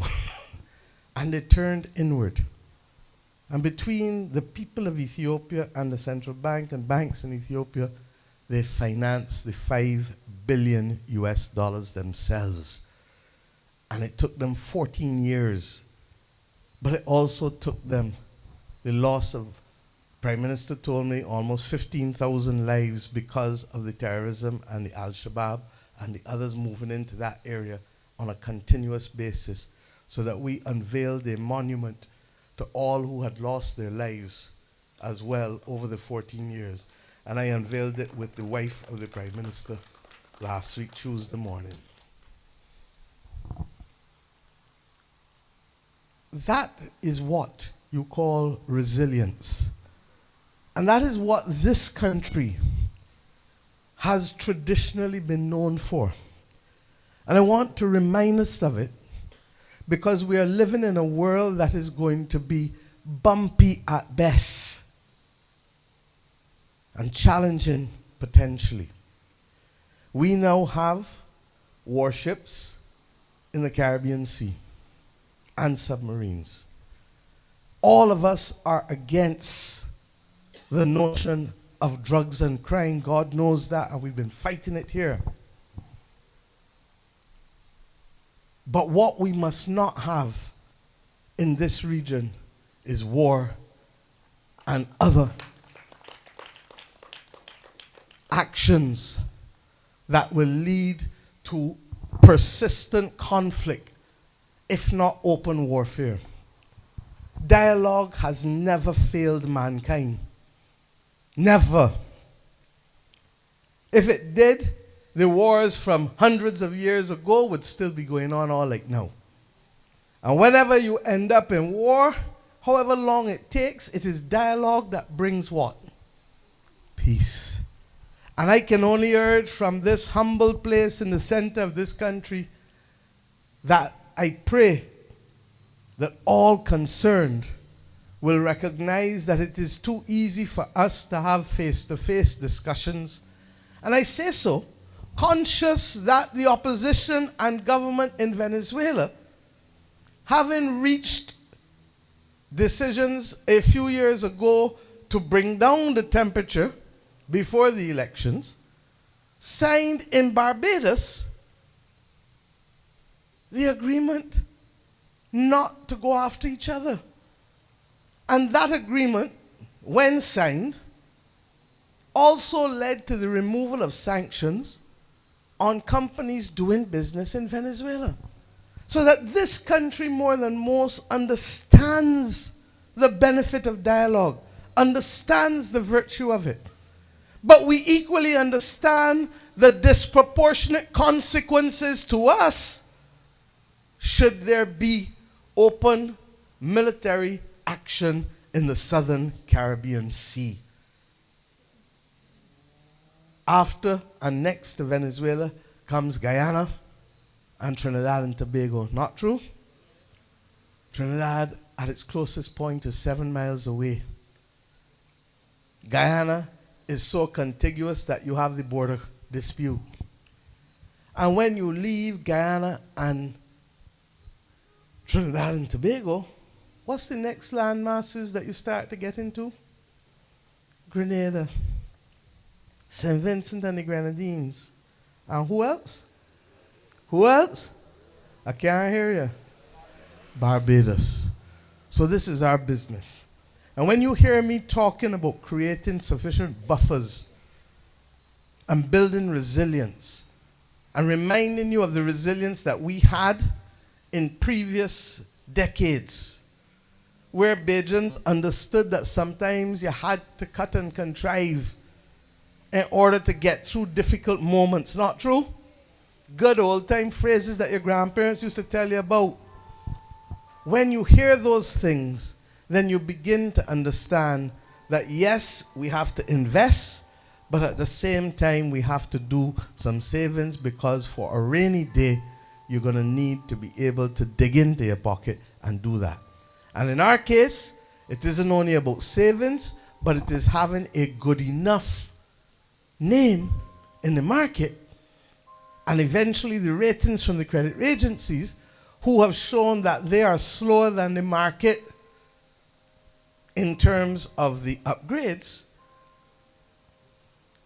It is for them equally to continue to have a positive view, because how much ever savings you have, at some point you may have to say, I need to go and borrow X to get through the next year or two. And I mean very clear, when we borrowed this money here from the market, we held back. We paid off the IMF sum, we repurchased the bond that was coming to be due by 2027. We were paying interest and principal, and we replaced it with a bond that we don't start to pay interest Sorry, we don't start to pay principal until 2030, December 26, 2030. So it means that between now and then, instead of having to pay the principal, we have that now to give us a little extra elbow room to do things to make a difference in the lives of the people of St. George and every parish in this country. My friends, I don't have to dissemble. I am closer to the end of my political career than I am to the beginning. And we have nothing to prove other than to make sure that Bajans can live decent and that Bajans can be proud ultimately of the job that this Barbados Labour Party is doing for them as a government. And others see it across the region. So that when you have these people in exile telling us about emerging debt crisis and the bonds, telling us about unemployment, let me remind you, unemployment under the last government persistently was more in the double digits than it was in single. And Tony, it is not 6.2%, it is 6.1% at the end of June. And when we met with Standard & Poor's, we had to remind them that almost by every measurement, Barbados is doing better today than it has ever done economically in its history. The reserves are higher. The number of weeks of import cover, we went as high as $3.9 billion in the middle of this year. When we left under Owen, it was just about 2.3, 2.4, somewhere around there. But more importantly, when we took over from the Democratic Labour Party, it was just over 300 million. And we're not saving reserves to make it look good, because they come in and they go out and they come in and they go out, and there are about 3.5 billion now, which is about 30-something weeks in import cover. So that means that you have enough if things get rough in Venezuela, if things get rough out there, that you have enough buffer to still have the foreign exchange, to import the food, to import the fuel, to import the medicines, to import the things that make a difference to the lives of Bajans. We break it down. And I'm not going to be pushed into a corner by anybody to tell me don't talk economics because it's too high. Let them dumb down Barbados. If the only body who can talk economics in the Democratic Labour Party is in exile in Canada, that is a matter for them. And if there are other stragglers who are not in George Street, but who have a problem with this government, then meet us and let's talk about it. But the facts don't support what they are saying.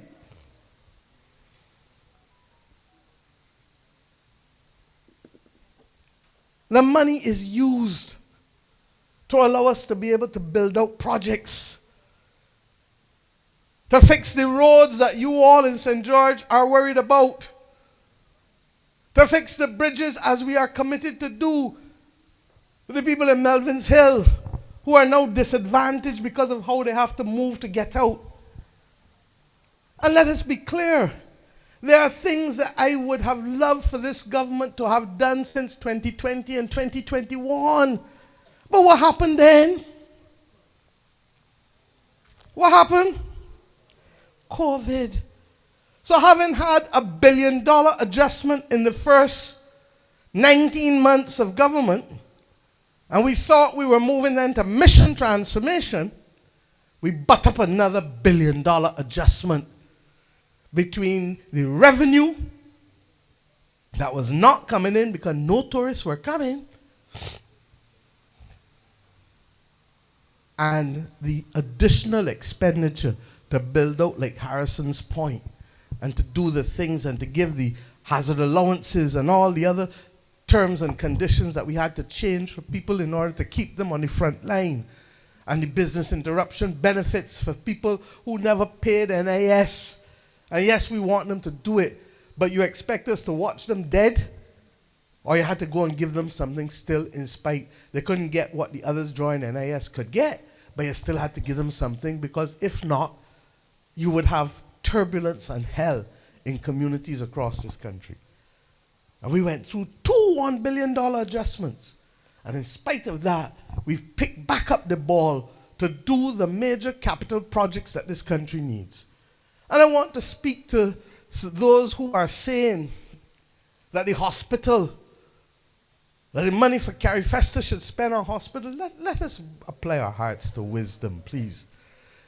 There was a photograph this week of the hospital taking money, or doing a project, I should say, with Saul.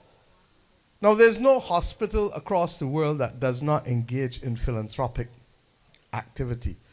Because however much money they have, they always need more because of not only the demands of the situation, but the expectations of patients, particularly in a world where people have access to understanding what is the best treatment available, even if the best treatment is not yet approved by the FDA or the respective national authorities.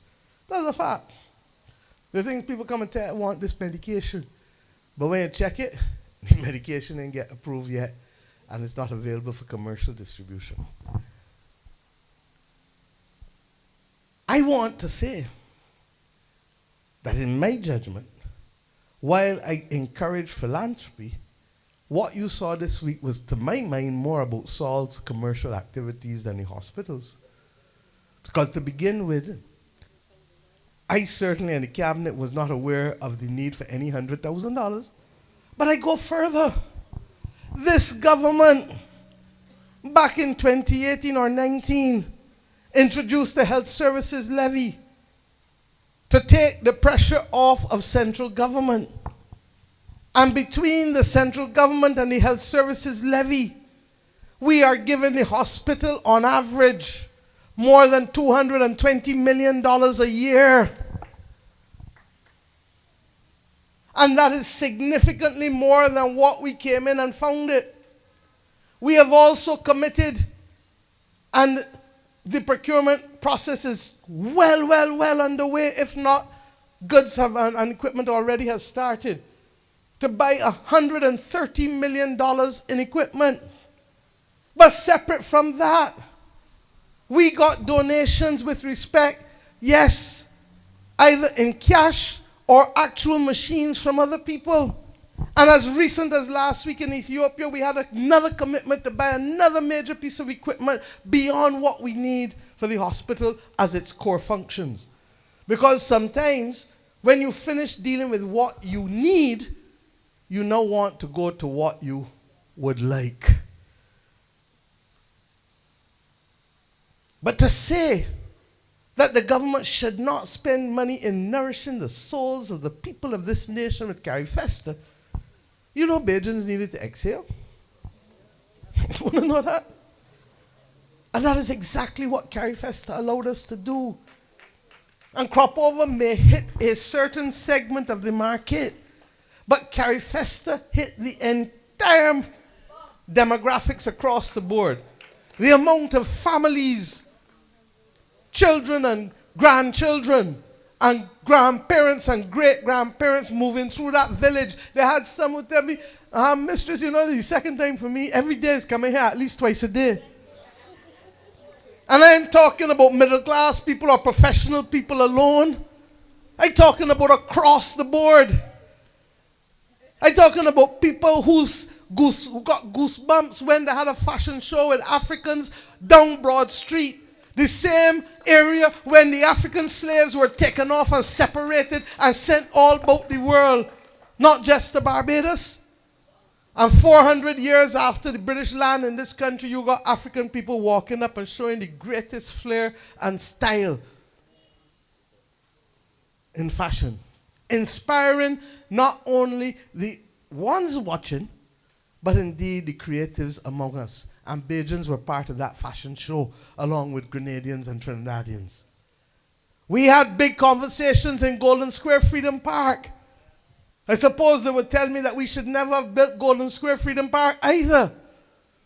And that we should have spent the money only on other things. But man does not live by bread alone. The spirit, the soul, has to be nourished. That is why we go into church or the mosque or the tabernacle or the temples. But when you finish with that, there are other sensibilities. Look, I grew up with an uncle who was the first director of the National Cultural Foundation. And I was exposed early enough to understand that all of these things matter to your worldview, to your philosophy, to the kind of person you are, to your empathy. The books that you read, the music that you listen to, the dance that you see, the paintings. You mean to tell me that we are to tell the ones of your children and grandchildren that got artistic flair that there's no place for them in Barbados? That there's no work for them, that they can't make a living from it? What foolishness am I hearing? And because you can't hold the government on something substantive, you then try to pick at these things. There will be a proper accounting for the expenditure for Carrie Festa. But to rush and give anybody the figures when they are still processing and paying vendors would be an act of recklessness and irresponsibility. And if all that they have to say is that, then ask them. You know how much people didn't even realize that Barbados had Carrie Festa in 2017?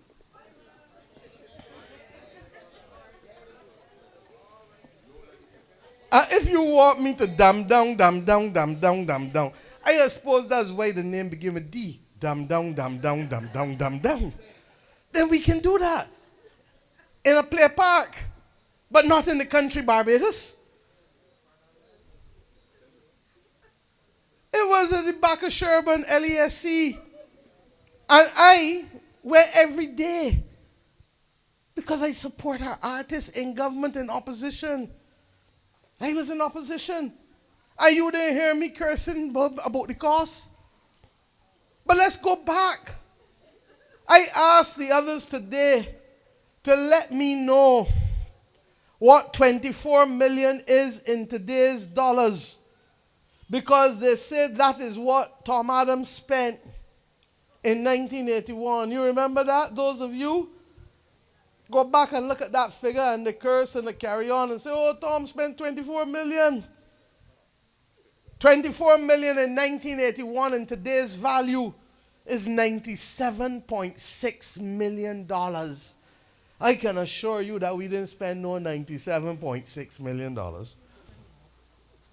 And that effectively, between 1981 and June 2025, is cumulative inflation of about 307% and 3.28% annual average inflation. 3.28% average. Higher than the 0.6 that we got now. Look, I want to thank all who were involved in Carrie Festa, because I have a sense that Barbados wants me to thank all who made this festival proper and a success. And the fact that the announcement that Carrie Festa House will remain, the tents will remain, there's some work that they have to do to bring it down, to put in a proper ventilation system that we couldn't put in time. And we all know that if there was one issue, it was that it was hot in the middle of the day. We're going to do that and put it back up and make it available to Bajans to use across the board. We rented a stage for Carrie Festa for there. I've given instructions that we're to buy a permanent stage for there so that we don't have to be putting out the money in rental, because it was never intended to keep it. I told you straight. And we have now had to go and find another place to be able to have parking, because it is going to be important to have resident parking, not just for the National Stadium or the National Botanical Gardens or now Carrie Festa House, or ultimately park and ride to Kensington Oval, or park and ride to the hospital or other parts of Bridgetown. And Senior Minister Duguid has already found some options for us to look at as a cabinet to sign off on in order to get those parking plans that we had intended for that location put in place for the benefit of Bajans all over. My friends, I do not believe that we are perfect. And we have some issues to treat too with crime. And that is going to require all of us And that is why we have been working as a social partnership. And I genuinely believe, and this is where partisan politics must be put one side. It was Erskine Sandiford who was responsible for the social partnership, along with Sir Roy Trotman and Sir John Stanley Goddard. And I am happy to belong to a country that does not believe that you take good institutions and throw them out with the bathwater, but instead that you build on them. And in this particular instance, this government has used the social partnership as a primary engagement mechanism with the people of this nation. When it came to saving the value of our dollar so that Bajans don't have to deal with real inflation, where because your dollar drop or your dollar floating, that your prices in the supermarkets going up literally by the day and by the week. That is what this Barbados Labour Party government saved this country from. But because we don't talk these things, people take it for granted. Jamaica's exchange rate is $156 to 1. Guyana's is up in there. Trinidad's is 6 something, and now you had a businessman in Trinidad telling the government, carry it to 9 to 1. Barbados was 2 to 1 when we came in. It is 2 to 1 now.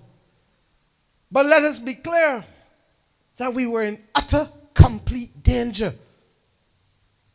Because if you don't have the reserves to defend it, you're going to lose it.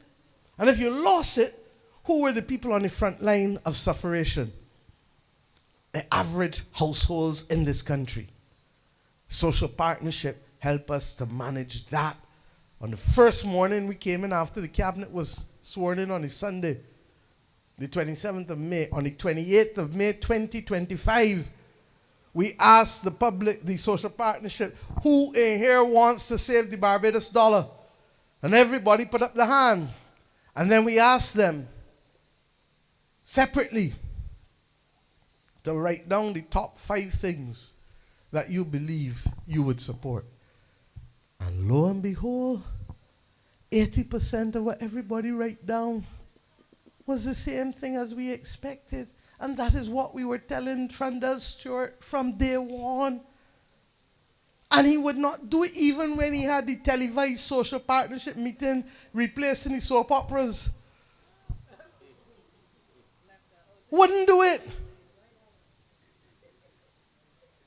But there's a level of amnesia in those who are in exile.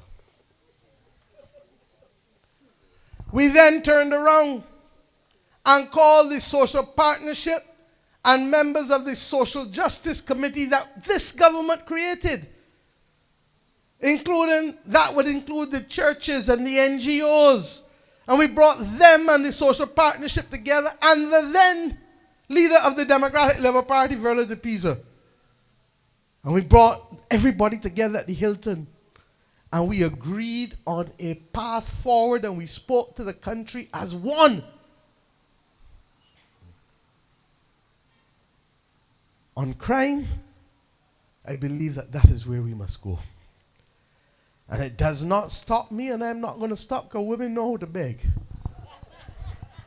And I will continue to say to Mr. Thorne that I believe you're making a fundamental mistake to this country and to its people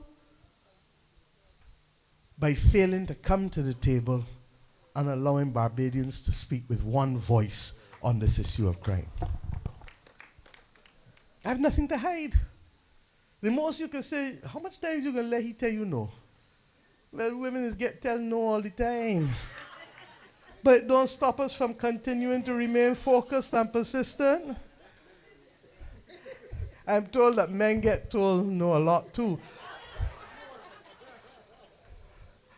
Put me to the test and let me see whether I would say yes or no.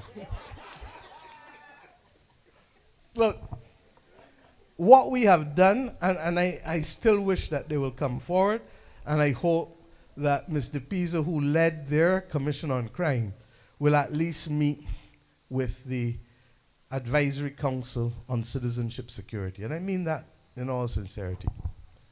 But what we have done, without prejudice to that, is to have that Advisory Council on Citizenship Security, which is being co-chaired now by both Reginald Farley and Michael Lashley, be able to have their input, because it is a 20-something strong body with perspectives from all across the country. And they become a sounding board for policies. They also become a sounding board for programs. They become a sounding board for how you're doing something, not necessarily what you're doing. And it is critical that they also be given the opportunity to have a blank piece of paper and to tell us things that the government itself has not necessarily reflected on, or the police or the other law enforcement authorities or civil society. We then went to the social partnership. And one of the things that the Ministry of People Empowerment and Crime Prevention, Minister Humphrey's ministry, has done, separate from what the AG is doing for law enforcement, Kirk's ministry is doing for crime prevention. And that crime prevention, my friends, has also structured itself based on sociological premises and criminological policy and theory.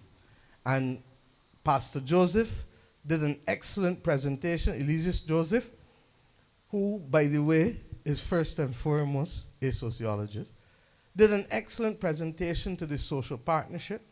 We asked every member of the social partnership and the social justice committee who are there to identify what are the few things that they think they can do to help build back social capital in this country, strengthening families, strengthening communities, and by extension, improving the quality of life of all. It's not going to change overnight, but what we have is an agreed framework. The unions were in it, as you know. The private sector has put forward all of the things that they want to do.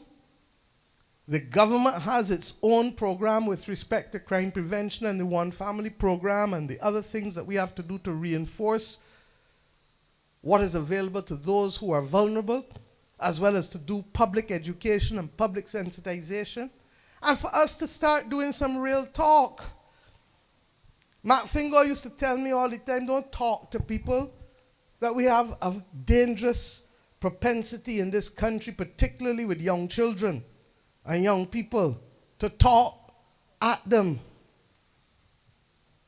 talk down, instead of talking with. Doesn't mean that you don't enforce the rule of discipline, but you have to talk with people sometimes so that they understand the internal logic of why you're telling them this and why you're telling them that. And I keep making the point that young teenagers like to behave and do risky things. Children too. What's the first thing a child would do? They want take the makeup and the high heel shoes and all the clothes of the mother and go and dress up and walk around the house. Not true? They want to play house young, and they're pouring out something imaginary into a little teacup. And they're pretending to be baking, and they're pretending to be doing all the things that adults see. And then 10 years on, they still want to play, only thing they're playing at a different level. They want to smoke. Yeah? Regrettably, they want to do other things that they're too young to be doing still, and that their body can't accommodate in terms of either sexual relations or emotional relationships. They want to ride a bike. They want to learn to drive. They want to go on a jet ski if they live near the beach. So that the thing to do is not to ban them, but for us to start not only talking with them, but teaching them how to manage risk. We teach children how to light a match without burning themselves. We teach children how to cross the road. So that the management of risk is critical. The other problem that we have, which is more complex and really requires a national conversation, is this: social media. And across the entire world, there is no country in the world that is not talking now about the deleterious impact of social media and and cell phones post 2010 with the smartphones. There's a theory that what we did was to try to overprotect them outside and ignore them inside and left them to these phones. So that the country has to have, not the government, not the private sector, not the unions, not the churches, not the temples, all of us have to have a conversation about the future of our children and our country and our communities and our families. And the government is going about that. That people have access to guns. The guns don't automatically shoot. Somebody triggers it. That people, regrettably, and I've seen it, I've been around long enough to see the spikes and troughs with respect to drug use, substance abuse in this country. When I first came back from university, remember crack? Everybody was talking about how crack mashing up the society.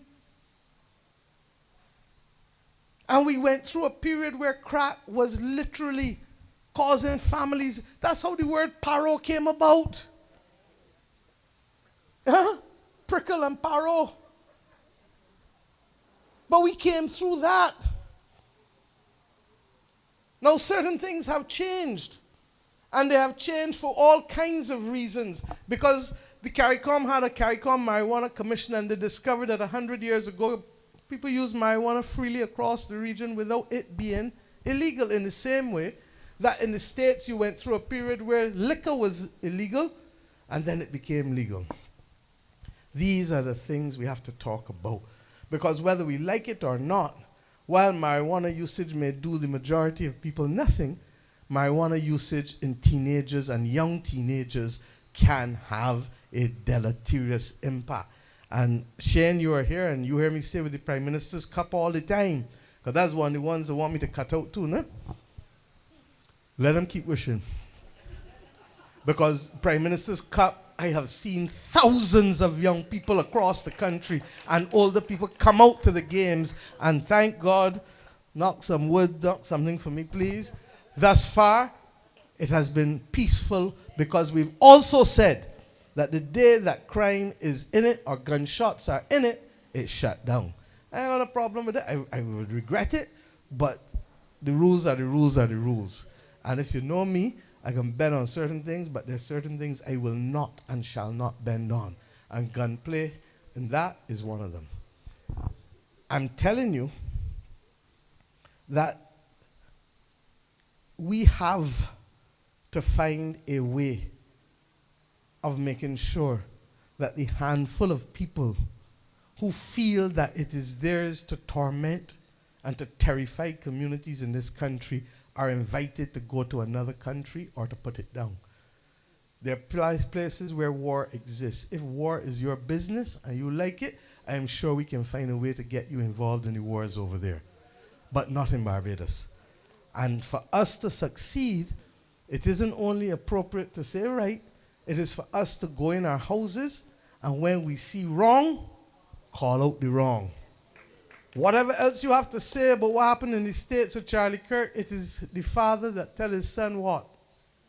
You carry yourself into the police, or I can carry you. Simple as that. And we need more of that in this country, because we need to know the very person that you think you may be defending may be the very person that ends up causing the worst problems in your household or in your community as you go forward. So I can only continue to speak with honesty and with clarity to Bajans. This is a national issue. And as bad as we are, and we've changed in part, we are nowhere near as bad, regrettably. There are others, regrettably, who are worse than us, significantly worse. And there are others who have seen their crime numbers go even way, way, way, way beyond anything we can contemplate. And as a region, we have said that this region pays too high a price for the right of Americans to bear arms. And then equally, when you have conflict in other parts of the region, guns and arms will always, always circulate. The government has been very clear, and it has taken us a while, that there are things that we have to put in place to continue to protect our borders, and we're not easing from that. And not because we want to be unpopular with some, but because we know the consequences of failing to hold a line on certain things. So my friends, we do not claim to be perfect, but we claim always to work in the interests of Bajans and to continue to do the best that we can do. Where do you sit in?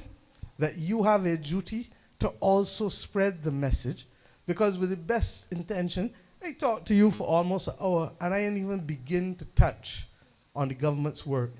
I didn't talk to you about all the capital projects that are going on in the country. I didn't talk to you about the reforms that we're doing in the healthcare system, or the fact that all the talk, when the talk, remind them that the government has approved $13 million in additional posts for the Queen Elizabeth Hospital when the year comes. But because Barbados has declined in terms of population, we cannot find the skills domestically to fill all of those posts, from nurses to doctors to specialized posts. And talk to you about what we're doing in education, which is significant, particularly with ensuring that once and for all, we deal with the issue of literacy and stop fooling ourselves that Bajans across the board can read fully. And talk to you about half the things we're doing. And talk to you about what we're doing in the environment. And talk to you about the fisheries sector. And talk to you about none of them things. So that we need you to continue to carry the message and to continue to show, because nature abhors a vacuum. And there are others who believe that you should only spread news that is negative.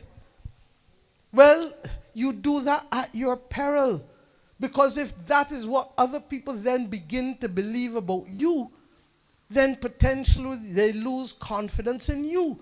Now that is why we have had to work so hard to continue to remind others who deal with us, these are the facts. And asking people to talk off the top of the head and to make up stories. I've given you the facts. And the bottom line is that those of us who believe that it is your duty to just sit down and watch, oh, Tony got to do everything, or Chad got to do everything, or whoever got to do everything, you are making up a bed that will not be pleasant to lie in. Ralph Gonzalez used to say all the time that if you think government hard, try opposition. And that's the message for you. So that, let us be clear. You cannot satisfy all the needs of everyone at once. But we will work hard to make a better place and a better life for people. This government has said, for example, we want to remove pit toilets from the economic landscape and social landscape, of this country. That there's nobody who should have to go in the middle of a night with the rain falling and go and butt up and fall down outside just because they want to relieve themselves. That is not the Barbados that we want. In terms of public works, I've said to Santia, the tenantry roads and the small roads program are as important as the highways, and I'm giving her extra money to do that, because you must do it where people live as well. We've done it before, but we have to ramp up the scale at which we're doing it, largely because you went through almost a decade under the last government when it couldn't be done. And then, like it or not, during COVID, you had what? Restricted movement. So it meant that even though the money was there to do the roads, you could not do the roads because you could not have people mixing and circulating across the country doing those things. So it has created a natural backlog that we are working hard to remove. Similarly, Water Authority. I could talk here for the next hour on that alone, because water will continue to claim the biggest piece of Barbados's public expenditure for the next decade or two because of the climate crisis, because of the scarcity in groundwater. My friends, I have come here this evening to tell you we are working for you. And I want you to carry the message far and wide. And I want you to to call out the foolishness when you hear the foolishness. And I have no problem with Stephen Lashley telling me that we spend too much money on Carrie Festa, because their party will have different priorities and our party will have different priorities. Their party might have had less to play with because they were dealing with other things. And we have left everything on the table for you to be able to deal with. Do I believe that there's perfection? No. Do I believe that Bajans across the world, public and private sector, have to put in more so that we can move on average from 3% growth to 5%? Yes, and what does that mean? If the country growing at 5%, then I can break it down for Bajans, because it means that we can give public servants their 4th salary increase in 7 years instead of just 3. Instead of 0 and 8 as the last government did. It means that we can look to do more in things that are not necessarily essential but desirable.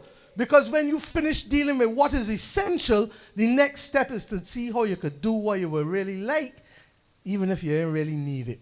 And that is where we are carrying the country now. So I ask you, roll up your sleeves, continue to spread the word, continue to bring back the messages to us, because we're not perfect. And allow us the ability to be able to meet the needs of the people of this country as best we can, recognizing that we do not live on Mars. And therefore we have to keep our eyes open to what's happening down there in the Southern Caribbean with the build-up. And our fishermen go to sea, so that they too have to keep their eyes open too with respect to what's going on. We have to keep our eyes open for what is happening across the world in other conflicts, because we learned the hard way with the cost of living that when you shut down supply chains, whether in Ukraine, which was the biggest supplier of fertilizer and sunflower oil across the world, that had an impact on us. That you have to open your eyes, cross in the Red Sea and out that side, because remember, if your ships can't pass through there, or they can't get through Panama Canal because of the climate crisis, what does that mean in terms of cost of living? You now got to fight to see who cargo gonna come, and men gonna say, I can pay you 2 and 3 times because I want my cargo now. So we have to keep our eyes open for these other things. And then we must work together on the things that should never divide us, like keeping Bajans safe and healthy. My friends, it is my pleasure to have been here. And I thank God for the good weather that we have enjoyed this evening. I thank you for turning out in your numbers.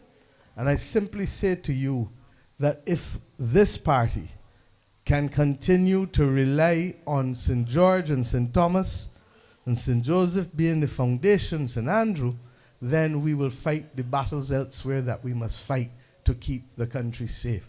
The simple message, therefore, is that you have to do your work to allow me to do my work. Thank you, and God bless you.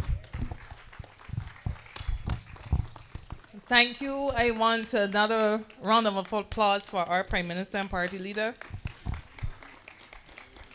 who's always able to break down things in a very simple way that all of us can understand. You know, it was listening to her, and I remember just passing the television briefly today and hearing that the U.S. might be in early onsets of something called stagflation. Stagflation is where they say slowing economic growth, rising prices, high unemployment, and we have received a report that is the reverse of all of that.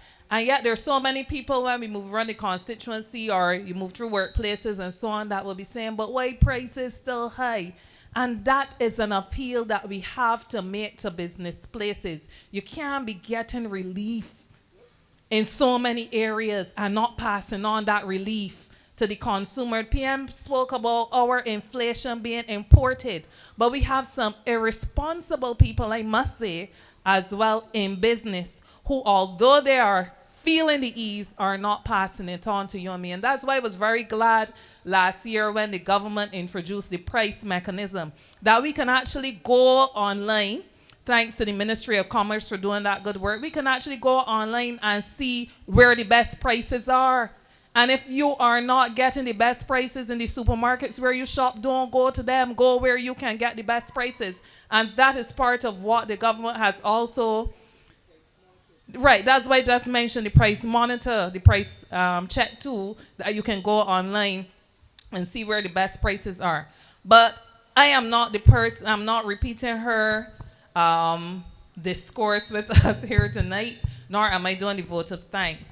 But I want us to acknowledge that the next time we will be gathered here, more than likely, is this Thursday evening, where there will be the viewing of the body of the late George Brathwaite, in whose name this pavilion carries the honor of being named after. And as we come out to pay our respects to him, you know, I couldn't help but reflect there that today he would have been 83. And when we contemplated this meeting, we never knew that it would have been happening where we would have to be paying tributes to him and respecting his life and his contribution, nor that we would be doing it on the exact day that he was also born. So we'll see you on Thursday or Friday, whichever you can make, as he is laid to rest on Friday after the viewing on Thursday. So I pass on now to Leisha for final words. Comrades, I am sure that you all really appreciated the PM's words. Give her a rousing hand of applause. Thank you. I now want to invite my comrade Fabian to give the official vote of thanks.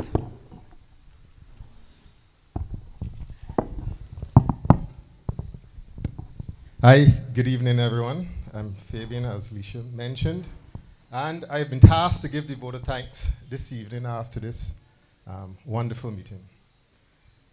You know, when I was asked to give the vote of thanks, I asked the question, am I thanking one person? And the answer was, I'm giving the vote of thanks to everyone. And I said, is that going to be half hour? No. And I was reminded that a vote of thanks is supposed to be short and sweet. And so I'm going to be more like a ZR van to Bushore rather than a transport board bus to Spikestown. So, short and sweet. Good evening, everyone, again. The Prime Minister stole my thunder, but I first want to thank God for staying the weather. We were thinking about whether we would change this location, but as you can see, the weather held up, and we're very thankful for God for that. So, let me put on my glasses. On behalf of the St. George North Branch of the Barbados Labour Party, I want to give my heartfelt thanks and appreciation. First and foremost, to the Prime Minister. We know you are extremely busy, and we are grateful that you took the time out to come here and grace us with your presence. And honestly, your presentation was exciting, and it charged us up. And I'm very appreciative of it, and I'm sure that everyone is. Thank you, Prime Minister. We know that the notice had mentioned Deputy Prime Minister Sancho Bradshaw. She's unavoidably absent, but we still want to thank her and wish her all the best. In her stead was Minister Rommel Springer. We want to give him thanks for his presentation and explaining what is happening with regards to roadworks. That is a sticking point, and we're very appreciative of that.